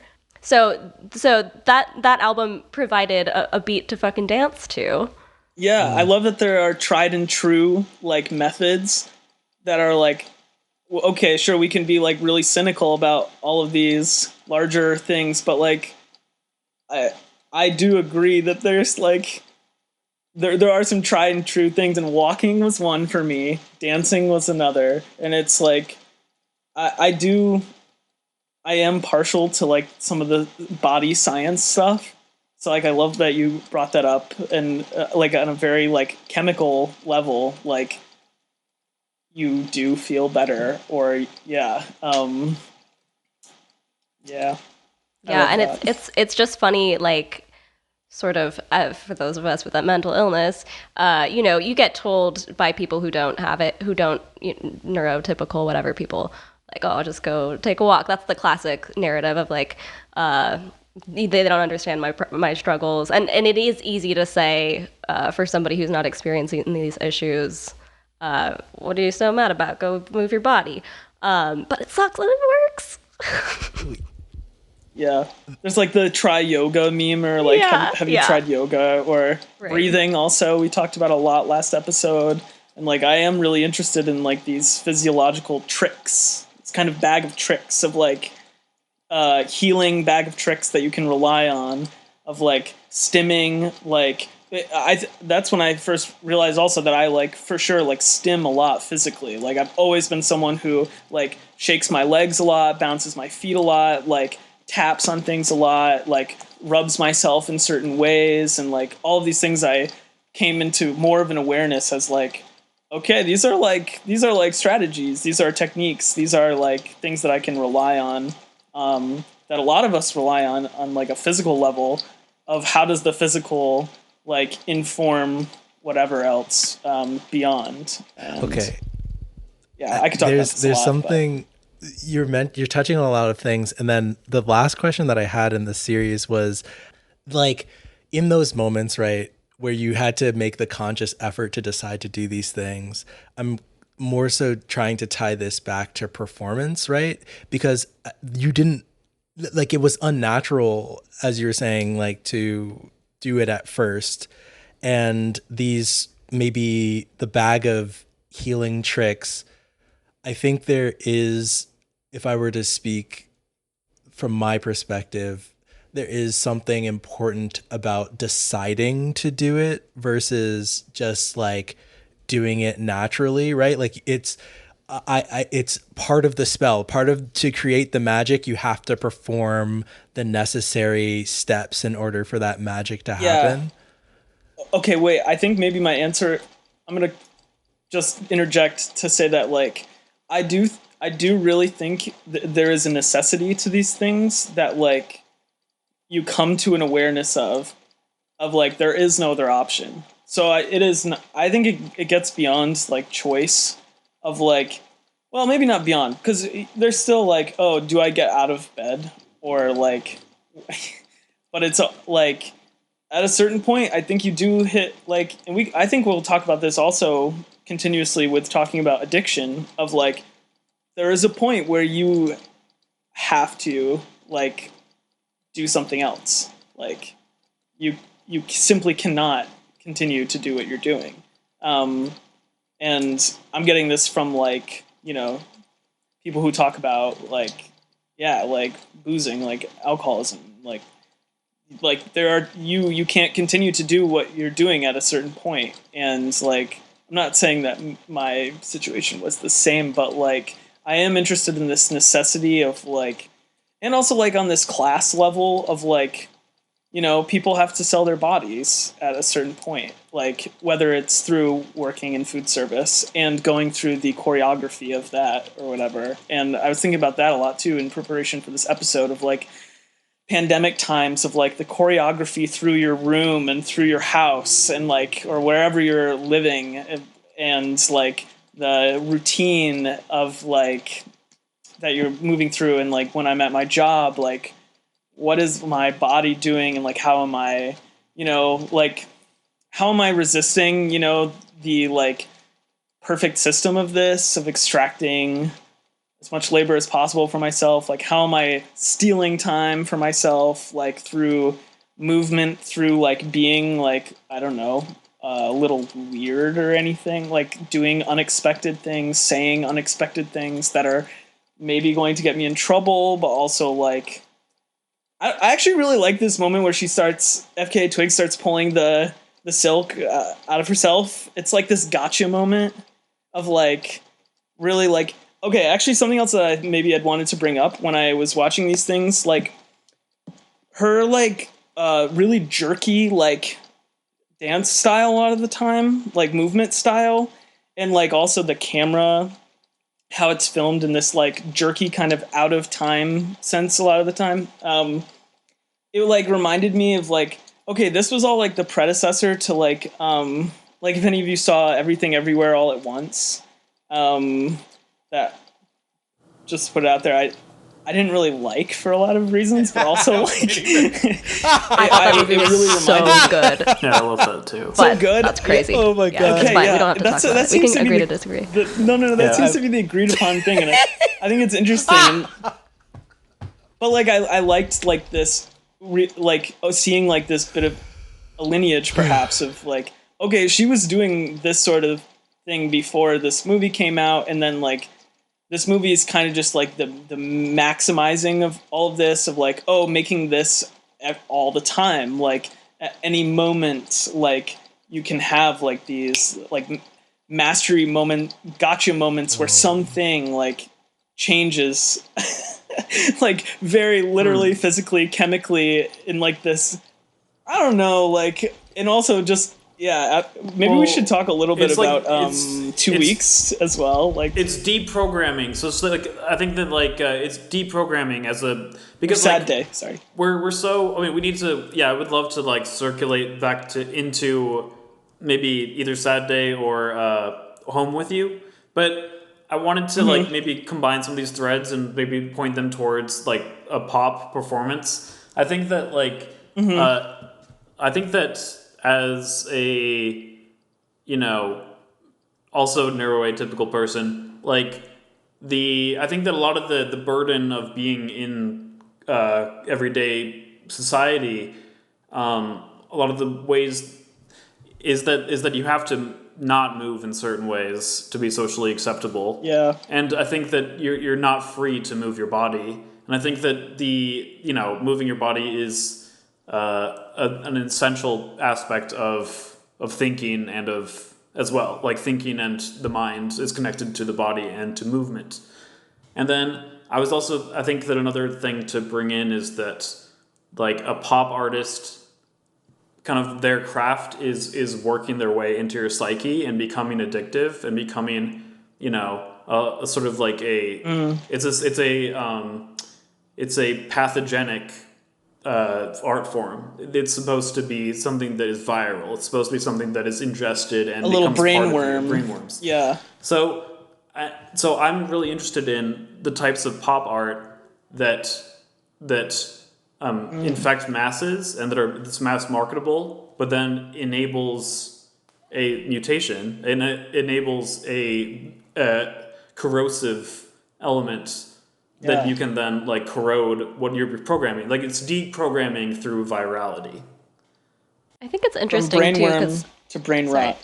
Sorry. yeah, that I feel like I would have considered her more indie at this point, and that she's sort of using these elements of pop culture and of pop music and of pop music videos through a different lens, and she has a lot more creative agency because she is not, she is not under the watchful eye of like a record label or something. She's at least not a pop one. It's she's able to express herself in however she wants to. I agree, but I feel like even someone like Arca, who is a collaborator of hers, is somebody who is able to exist in she's working with A$AP Rocky and all sorts of like super pop cultural icons. She is focused on achieving that sort of celebrity status. Is what I'm trying to say. And she's maybe using the tools of pop culture too. Yeah, but she's doing it without the limitations of mainstream. What the mainstream wants. It's a good point. It's the self-ownership. Yeah, it's like the self-making. But I just feel like it's an interesting predicament, to try to spread this sort of be yourself or like this liberatory message through popular culture. I feel like it's really admirable how she's able to do that.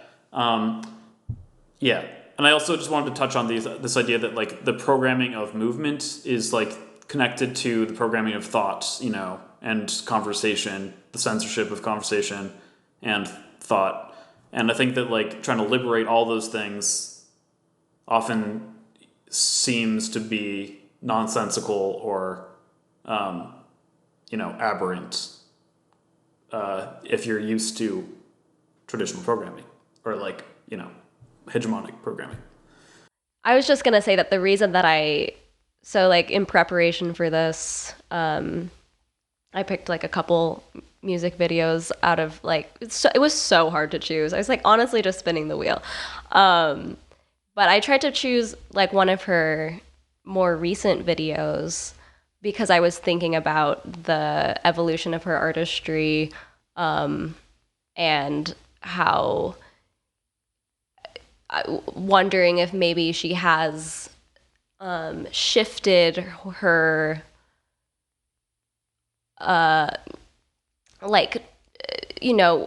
her topics and her what she represents visually and lyrically as she has gained more mainstream notoriety, and how a lot of her more recent videos are very dance focused. They're a lot less her solo, introspective, vulnerable in the same way, and and then maybe to the other. To contrast that, like the ways in which she still maintains a strong sense of self. So that's why I was thinking about Holy Terrain. Also because that one is like an outlier on that album. When we were talking about race earlier, there's been criticism of her fans for that being the one song on that album that they didn't really like because it's got Future and it's a lot more like sort of hip hop. That's interesting. Yeah, Capri Songs also like has, it has pain in it. Pain definitely comes through it, but it's like such like a fun presentation of it. I think that having little painful moments is like really important to having it hit, But I just wanted to throw that out there because you were mentioning Capri Songs, Carson, and I love that album quite a bit.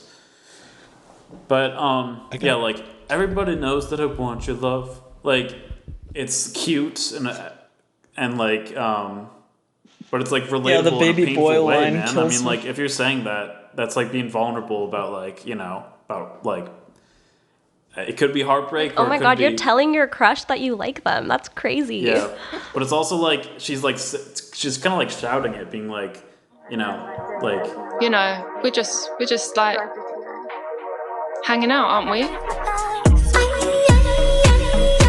Everybody knows that I want your love. Why you playing, baby boy? What's up? Everybody knows that I want your love. Why you playing, baby boy? What's up? Everybody knows that I want your love. Everybody knows that I want your love. Everybody knows that I want your love. Want your love. Want you. You wanna waste the day. like, but you're not having you're playing, So it's like it's a playful way to present it, but it's like a heartbreaking moment in a way. But anyway, should we? I would love to. Yes. Depending, Josh? just on this pain, I only laughed because I want to ask the room if they think that like doing art, creating art in whatever form is inherently masochistic. I mean, I think that she would like. I think that again, like from her origin story, she also said like, I part of this is hatred. Self hatred. I remember also like some of the most effective times that I've listened to FK Twigs. She has a song called "Give Up" on her like one of her first releases, and just nod your head and give up. I'm not gonna let you give up. Just nod your head and get up. I'm not gonna let you give up, babe. Just nod your head and get up. I'm not gonna let you give up, babe. I know that sometimes you wish I'd go away. Just nod your head and get up. And it, it's extensively about like a relationship. Like, don't give up on me. I'm not gonna let you give up on me. But I saw it as like a meditation on suicide, and it was like her with me being like, she's again like doming me through this process of being like, okay, just give up then. But then like, I'm not gonna let you give up. This. Yeah, for sure. And I feel like this. It's like.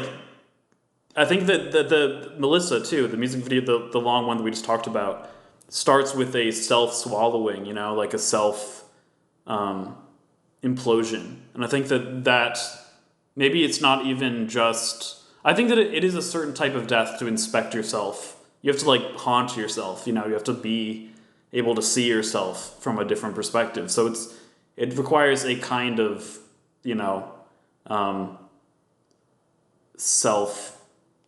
it's self-transformation, which is a type of death. So in a way that is self-loathing, right? I was watching this YouTube video yesterday. The title really got me, and it was like Chief Keef's Love Sosa and Michelangelo's David, a comparison. And it was like, yeah, but then it was like, yeah, white dude figures out that rap is art.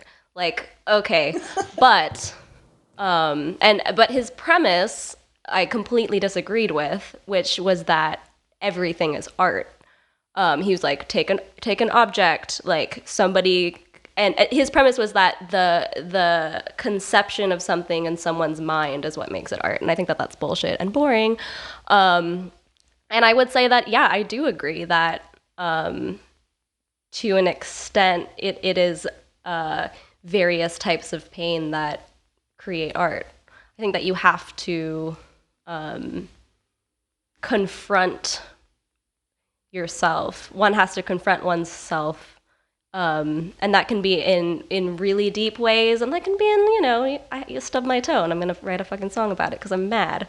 But yeah, I think that that's true, and I think that it's difficult in pop music to get away from that, and so much is considered art when it can just be a commodity, and that's not bad.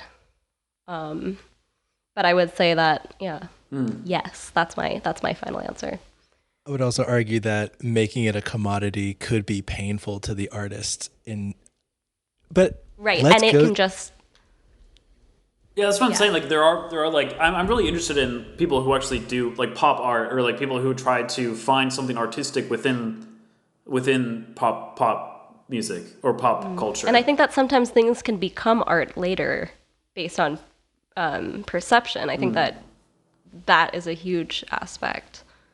I do think that Home With You kind of embodies a lot of this. Like I feel like we kind of start it kind of embodies a revolution of like thinking about the song and her. Do you think we're ready to maybe transition into like going over that final video here?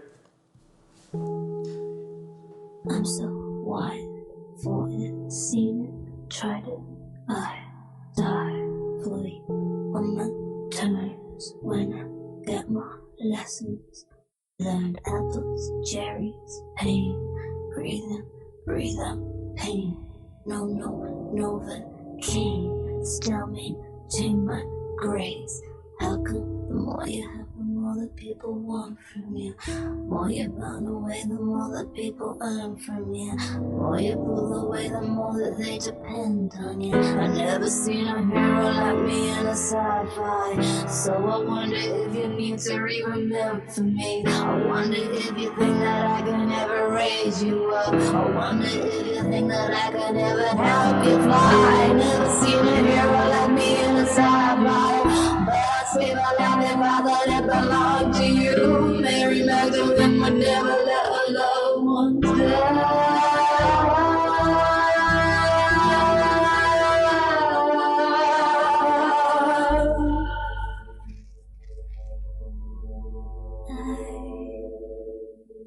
didn't know that you were lonely. You'd have just told me I'd be home. So it starts off like in a nightclub. It's like darkly lit, people are dancing. And then when we see Twigs initially, she's got like an eye covering. So it's like implied that she doesn't have that eye. And she's doing her thing. They do this like amazing dance in the car. They're in this convertible. She's with her friends. Love a car dance. That was actually kind of the first time that it really kind of hit me, this song. So it starts out in the club and it's like just kind of like a cunty, like kind of a dark sided like club song kind of. And then and then she like leaves the club and goes to this convertible with her other friends who all have very prominent eye makeup. And then there's this moment where they all kind of go blank. They all kind of like loosen, and then they kind of like start to move in this kind of like possessed-ish way, this sort of like puppeted type of way in tandem together. Doll-like, you could say. What? Doll-like? Yeah, Doll-like, absolutely. you could say. And like this moment of being possessed by something greater than oneself, this being moved in tandem. But they all kind of like die together in this chariot, and then they all like come back in sort of like a moving loosely. It kind of gave me like possession vibes. Like it kind of has that eerie quality to it. Yeah. Absolutely, especially so like they get in the car, they go to the countryside, and then it's daytime. And it's like women all in white, like hanging up laundry to dry. It's all very like feminine, lace. And there is this sense of Twigs being possessed. She's like bending over backwards. There's like an older, like maybe maternal grandmother figure, like holding her. Yeah, do we want to talk about that? Yeah. That sort of transition moment? Yeah, so she's in this car, and then the car pulls up, and yeah, it's daytime, and she's at this like other place, and her other companions from the club stay in the car, and they are like facing upwards, and they have like eyes. At this point, they have eyes painted over their closed eyelids. So like it's this, and then she leaves and comes to this like it seems like old, maybe home from the past or something.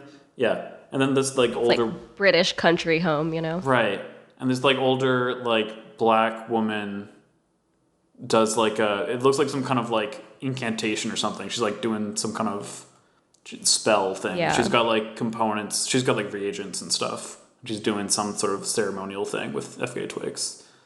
Yeah. And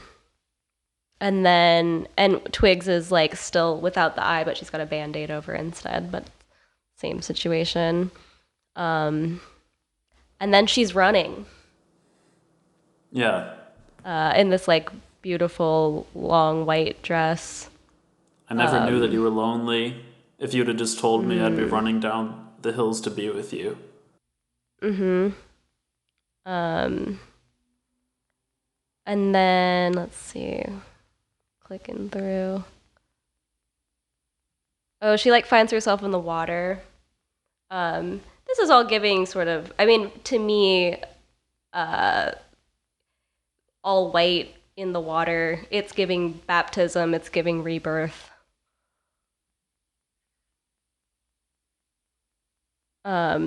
She gets through the water and she finds a well, and she pulls the rope that's leading into the well, and it's like a little child who also doesn't have one of her eyes.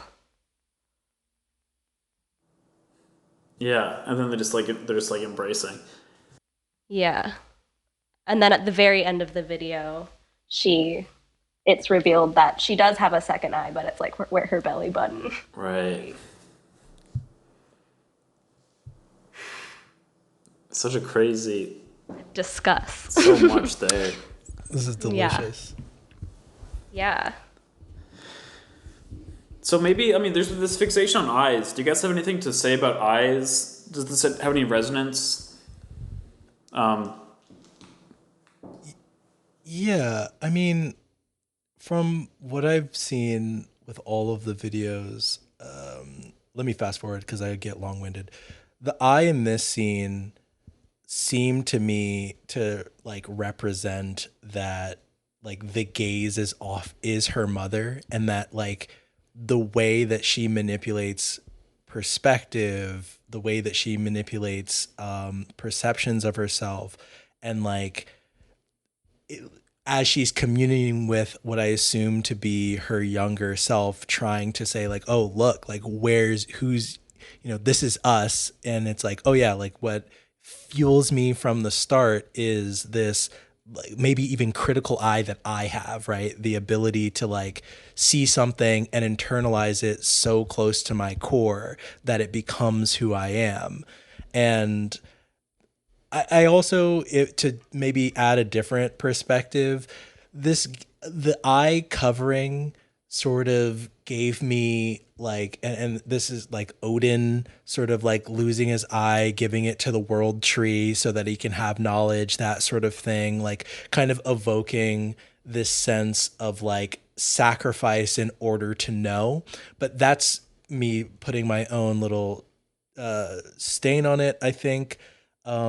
And I also think that there's something to do with like blindness and being intentionally blind. Like if you're covering your second eye with clothing in this last scene, but also we assume that there's an eye patch, like either she's lost it or is sort of blind in one side, maybe shows either a lack of full perspective that is being conveyed to us, or even like a two-sidedness, especially as this video is split between two worlds, like the city and the country.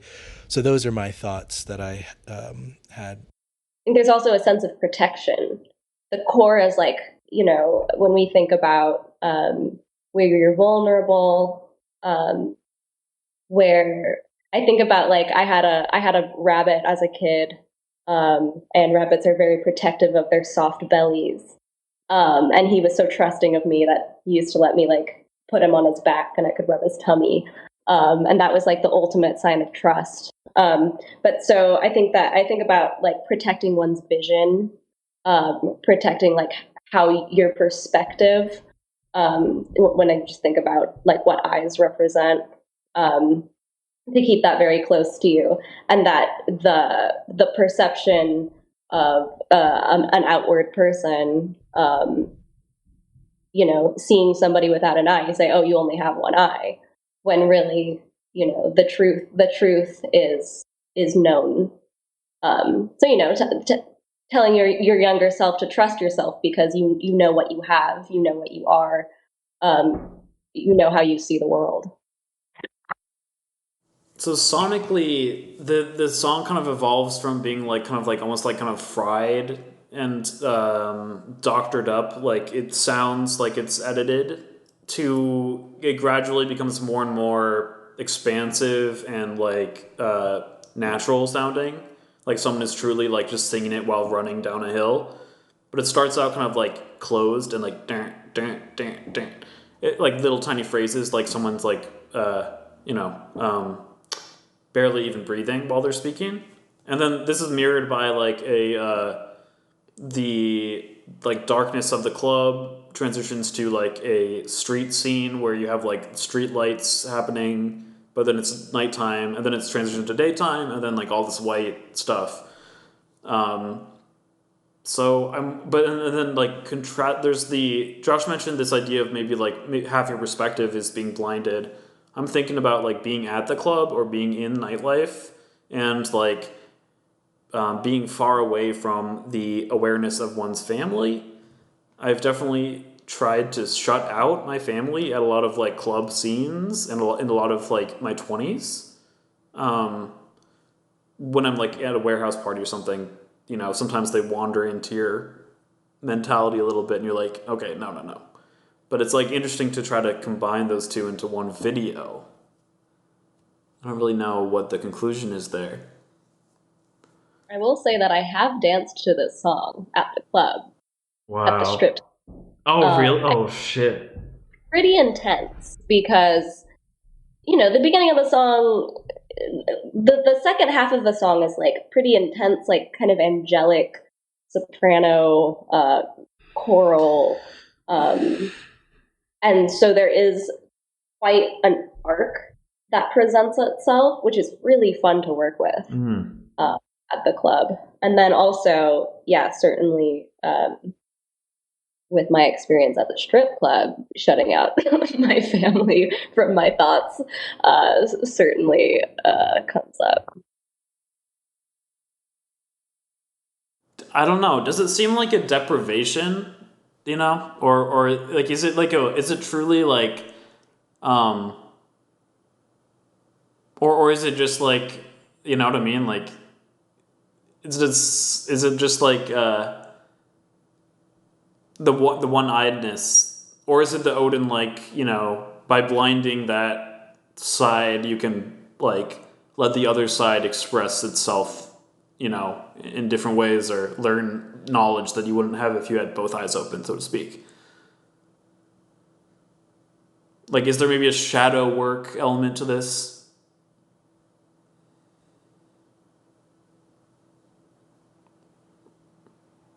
I really don't know what to make. Also, like in Holy Terrain as well, she's got one eye's blue, one eye's red. It's like two different sides of oneself. Right? Like the sort of, not to be blue pill, red pill, like one eye is innocent and true to the self, and then one is exposed and experiences the pain, and yeah, I feel like that applies to both of these videos. Maybe it could just be this basic, like, wholesome, like, I don't know. She saves herself, her past self, her daughter, someone else who looks like her and has the same affliction. And just like we we have the same thing. Look, here's my little secret. My eyes are down here, You know, just like you. Maybe, I had or maybe that's our power or something. I had one more thing to maybe bring up. It's funny that the Melissa series is so concerned with childbirth, and then she had this operation, which basically means that she will not be able to give birth naturally. I don't think she'll be able to give birth. And I'm actually really this is another thread that I'm actually kind of interested in.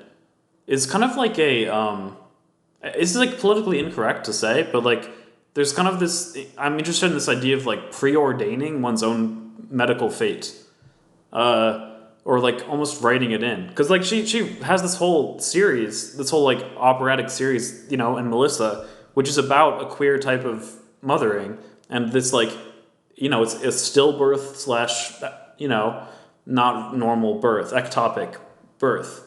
And then she gives birth to this painful bowl of pain, these tumors, you know, and then this the well also being sort of this like bringing something out from the womb, right? And like that being oneself, and the eye being like this experience of bringing forth maybe just awareness, like birthing just awareness or something. But you know, just I'm interested in this idea of like maybe preordaining one's medical fate. This other guy, Matt Christman, who I'm a big fan of, you know, who I've talked about before, kept ranting about this idea that one of these days he was going to die at just the wrong moment, and then like when the day that his wife gave birth to his first child, he like had a stroke and has since not been able to speak coherently to the rest of people. You know, it's something that's existed for a few different people. So I think some people can. It's like sometimes this hypochondria. And this is, again, it's like such a politically incorrect thing to say, and I don't know if it's true or not, but like, you know, maybe sometimes people can communicate with their future selves, past selves, in ways that are, you know, actually in line with fate, in line with nemesis. People are... Yeah, and like maybe people also like, it's like, you know, like Odin, like they are aware of the gifts and the struggles that will come with it, and they're just communicating with their past self, being like, look, this is going to happen to you, and you know, but I'm here for you, like we're still here in the future, and like, I don't know. I think I resonate with that a little bit, just because I don't know, time not being linear feels truer by the day, if that makes sense. And maybe in some ways, like, you know, when people are like, oh, I knew I was going to be a star when this happened, or I knew, you know, and in some ways people explain that away by being like, oh, well, you can alter your memory by, you know, putting together a narrative that tells you this, that, and the third. But there is something eerie about knowing who you are to the point where you know where your faults are, right? And almost predicting. I've been on this weird thing about predicting the future in like knowing, not just knowing the past, but like actually having a comprehensive understanding of how you digest things, how you see things, and how another person might do so. And maybe there was an element of that here, with her communicating with a previous self, understanding, getting to this point. Maybe this, I don't know, this seemed like a dream sequence to me. It also seemed there was also some visual distortions in the video where she's behind all these curtains and it's not like a flat image. There's some like waviness to it, that like I noticed. And there was something like her resolve that I think I see in her face, and Twigs's face in all of the videos seem to break for a second as she's traveling across the water, right? I don't think I really saw that in Melissa. She's usually very like stoic, matter of fact. And when you go through the river of time, I guess, you it can be a harrowing experience, in as much as it can be a healing experience. But maybe I kind of danced a little bit around that, too much in abstraction.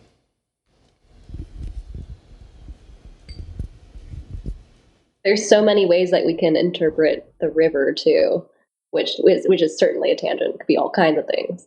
Um, but yeah, maybe I'm just trying to think about it as not. I'm trying to separate myself from the Christianity narrative.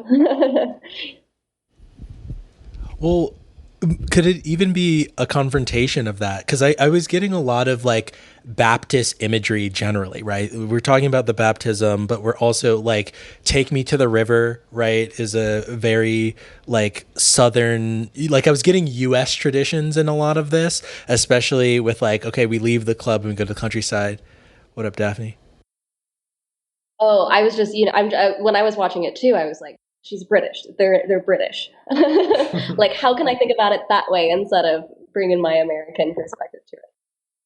Yeah, I mean, it was very very difficult, and like I get it that there's like a club scene, but like there didn't really, sorry, a club scene in the UK, but from my perspective, I don't know how deep, like I'm thinking about the Windfall generation. Let me get there. And so I'm thinking that this sort of black space in the UK might be very Caribbean. And then that is already in relation to the Americas and this sort of trance of like recognition I'm feeling like in this countryside, and that sort of grandmotherly figure above her seem to be reminiscent of that type of like heritage tradition, but I'm not necessarily sure what that means in terms of time, if she's actually evoking this, but maybe more so trying to like give more of a pastoral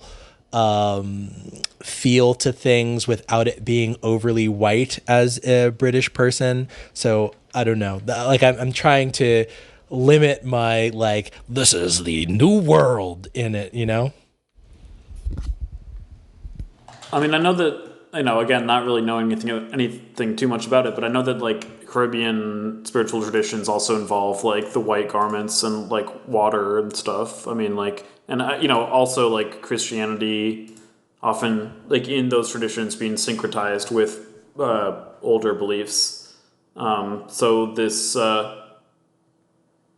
yeah, right, and oftentimes, actually, and sometimes people have to, for their own family's sake, they have to reinterpret their beliefs in the hegemonic framework so that it's, yeah. And actually, this kind of goes back to what we were talking about in that like interlude, about like, so a lot of like spellcraft is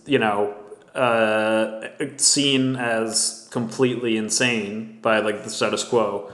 So, and then if not demonic, and so then like you have to couch it into a framework that is either passes as not happening or passes as palatable in the dominant framework. So I wonder if like you have to find a coding that allows it to pass on without being totally seen. So that maybe that relates to the eye and to this going back. That's to where I was something. going to go. Yeah. Yeah. And keeping your eye in the vulnerable in your hidden, I don't know, in your tummy, in your bunny's tummy. Like we all have Little this rabbit. tradition. We all have this capacity, within us. And she's trying to like remind the future, the past self, that it's like within you. I mean, oh, She was go ahead. sorry. She was talking about the song, and she said um, that Home with You is about a battle, that battle of wanting to be there for somebody, but also struggling to be there for yourself at the same time. So I do based on that, I do interpret that the child figure as her inner child. It's also, I've wanted to also touch on the thing that Josh said about like the mother. Like, I think when you're, you know, a lot of people have this experience, especially usually women, have the experience of like their mothers being the first time that they experience this, like, you know, self consciousness. This like, they're brought outside of their internal subjectivity and they see themselves as something that needs to perform certain ways for their mother's sake. You know, don't embarrass me, or like, you know, do, you know, you're so dirty, or like whatever. Like the mother has to has to sort of interact with, or feels like she has to in many ways interact with the child to make her fit into feminine norms. You know, and then often, you know, so like why did I bring that up? I feel like this, and then so like the inner child being something you have to return to be like, okay, like this you know, these certain aspects of yourself were kind of taken from you, or covered up, but and so that's also okay. What I was going to say is like, you want to be there for your mother in those situations to like fit in with her, but then that is kind of that disjunction of you want to be there for her, but you know, she thinks that you have to be something that isn't quite you in order to be there for her. So, and then maybe you try to go to the club to escape that, but then you're not fully yourself either because you're not connected to your family. So it's like this, either way, you're like, one eye is closed. Like either way you have to be, you know, but then, yeah. And then maybe there's like a more unified like sight that's like more within oneself.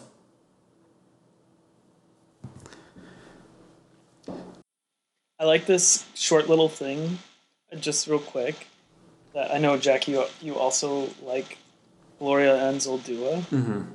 That she has this thing of like seeing the world through both the eyes of the eagle and the snake. That it's like this duality of vision, time, and subjectivity, this like split, you know, she's talking about it in terms of like a cross-border, like Mexican-American and like mestiza, like mixed identity, but like this sight of being able to, I like this, just, you know, it's this gift of sight that is the gift and the curse, that you can see and you can see. Can I say one more thing about sight real quick? Of course. That I feel like we should touch on, which is that when you have one eye closed, you don't have the same depth perception, and you're like quite literally experiencing the visual world flatly. Well, yeah. Also, Carson, you said the first video you saw of her Twigs was the Water Me, and that's part of the distortion, Yeah. the subtle distortion of that is that her eyes are like a little bit further apart, you know, more prey-like, whatever. And she's like, her head is like tick-tocking back and forth, like really quickly, and then she has like this huge tear that almost is like connect to last episode, almost like a whale or like a manatee that like swings. This creature that comes out of the eye. This eye is like a sight of birth. This other thing that I had wanted to bring up, but there's not time. And Jackie, you're the one who actually showed me this before. There's another Twigs music video that she was like singing, and there's like this guy behind her the whole time, just like sticking his fingers in her mouth while she's singing. I can't remember which one. That video was good. I talk about it, but yeah, there's too many. Daphne, we are okay. So part of this, and Carson, you don't have to be here for this whole thing, but so Daphne, part of the project is this collaborative writing project. So, you know, before we sign off, I would love to hear if you have anything that you'd like to add or edit to this manifesto. I'll post it in the chat again. And then, but before we do that, is there anything that you would like to plug? How would you like people to follow you anywhere? Is there anywhere that any kind of content that you'd like to direct people towards? I mean, I just have my sex work account, so if you're interested in that, based on hearing my voice, if you think that I sound sexy and you want to see me naked, you can do that. Nice. Do you want to plug what that is, or like your Instagram or whatever? Yeah, my Instagram is Bacchic, BACCHIC _. And I think, yeah, that's fine. You can find everything from there if you're interested. Yeah. Some beautiful stuff. Okay, well, I will say that we've been thinking about doing more like off the cuff, like side content. So if that's something you're interested in, let us know. Like, we're thinking about maybe doing extra episodes every week that are just more like us having conversations rather than a topic. Or like, let us know what kind of content you would like to see in that capacity. Other than that, please rate us 5 stars on Spotify. We're also on YouTube. Subscribe to us there. Follow us on Instagram. And also let us know what kind of collaborations you would like us to do. Like, for example, we could have Daphne on again to talk about sex work specifically. There's a lot of people that we'd love to talk to again in different capacities. And then also, if you have any ideas for people, or if you yourself would like to talk about something, just message us on A Mutant Manifesto. But okay, currently our manifesto is no one, not two, in sky and seed sown, dream up shadows to love through and hold their calloused hands. Shape change in the nether pool from breath to breath. As your mind is freed, your ass will follow. Then arise anew again and again. Any thoughts, folks? I mean, I want to put an I somewhere, but yeah, that I don't know. That was where I was going in my head.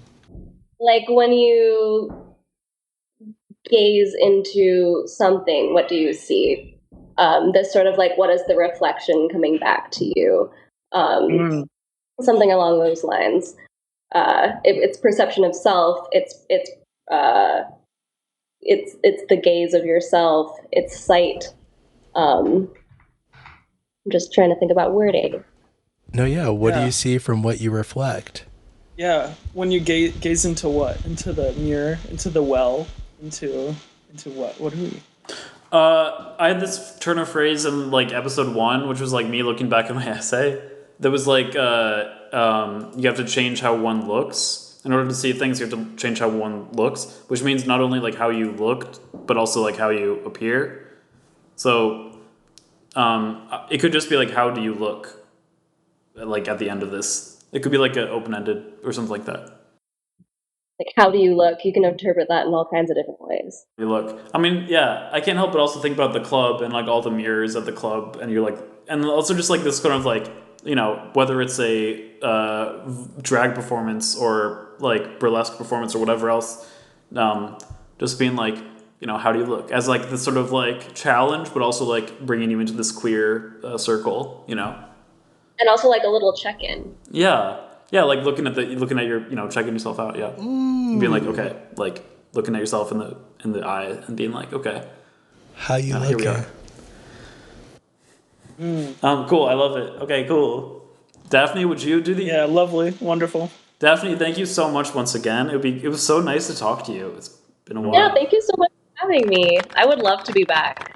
Yeah, okay, that's great. That's great for us. We would definitely love to have you back. And we'll hit you up about that. Would you do the honors of reading our updated manifesto? No one, not two, in sky and seed sown, dream up shadows to love through and hold their calloused hands. Shape change in the nether pool from breath to breath. As your mind is freed, your ass will follow. Then arise anew again and again. How do you look?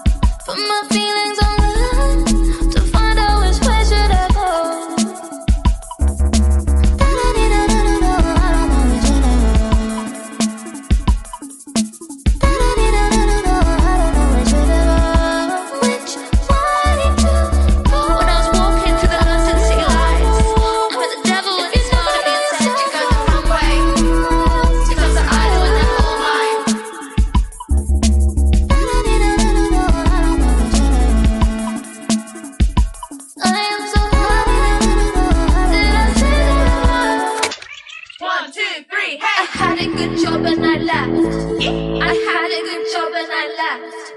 I left because I thought it was right. Left, right, left, right.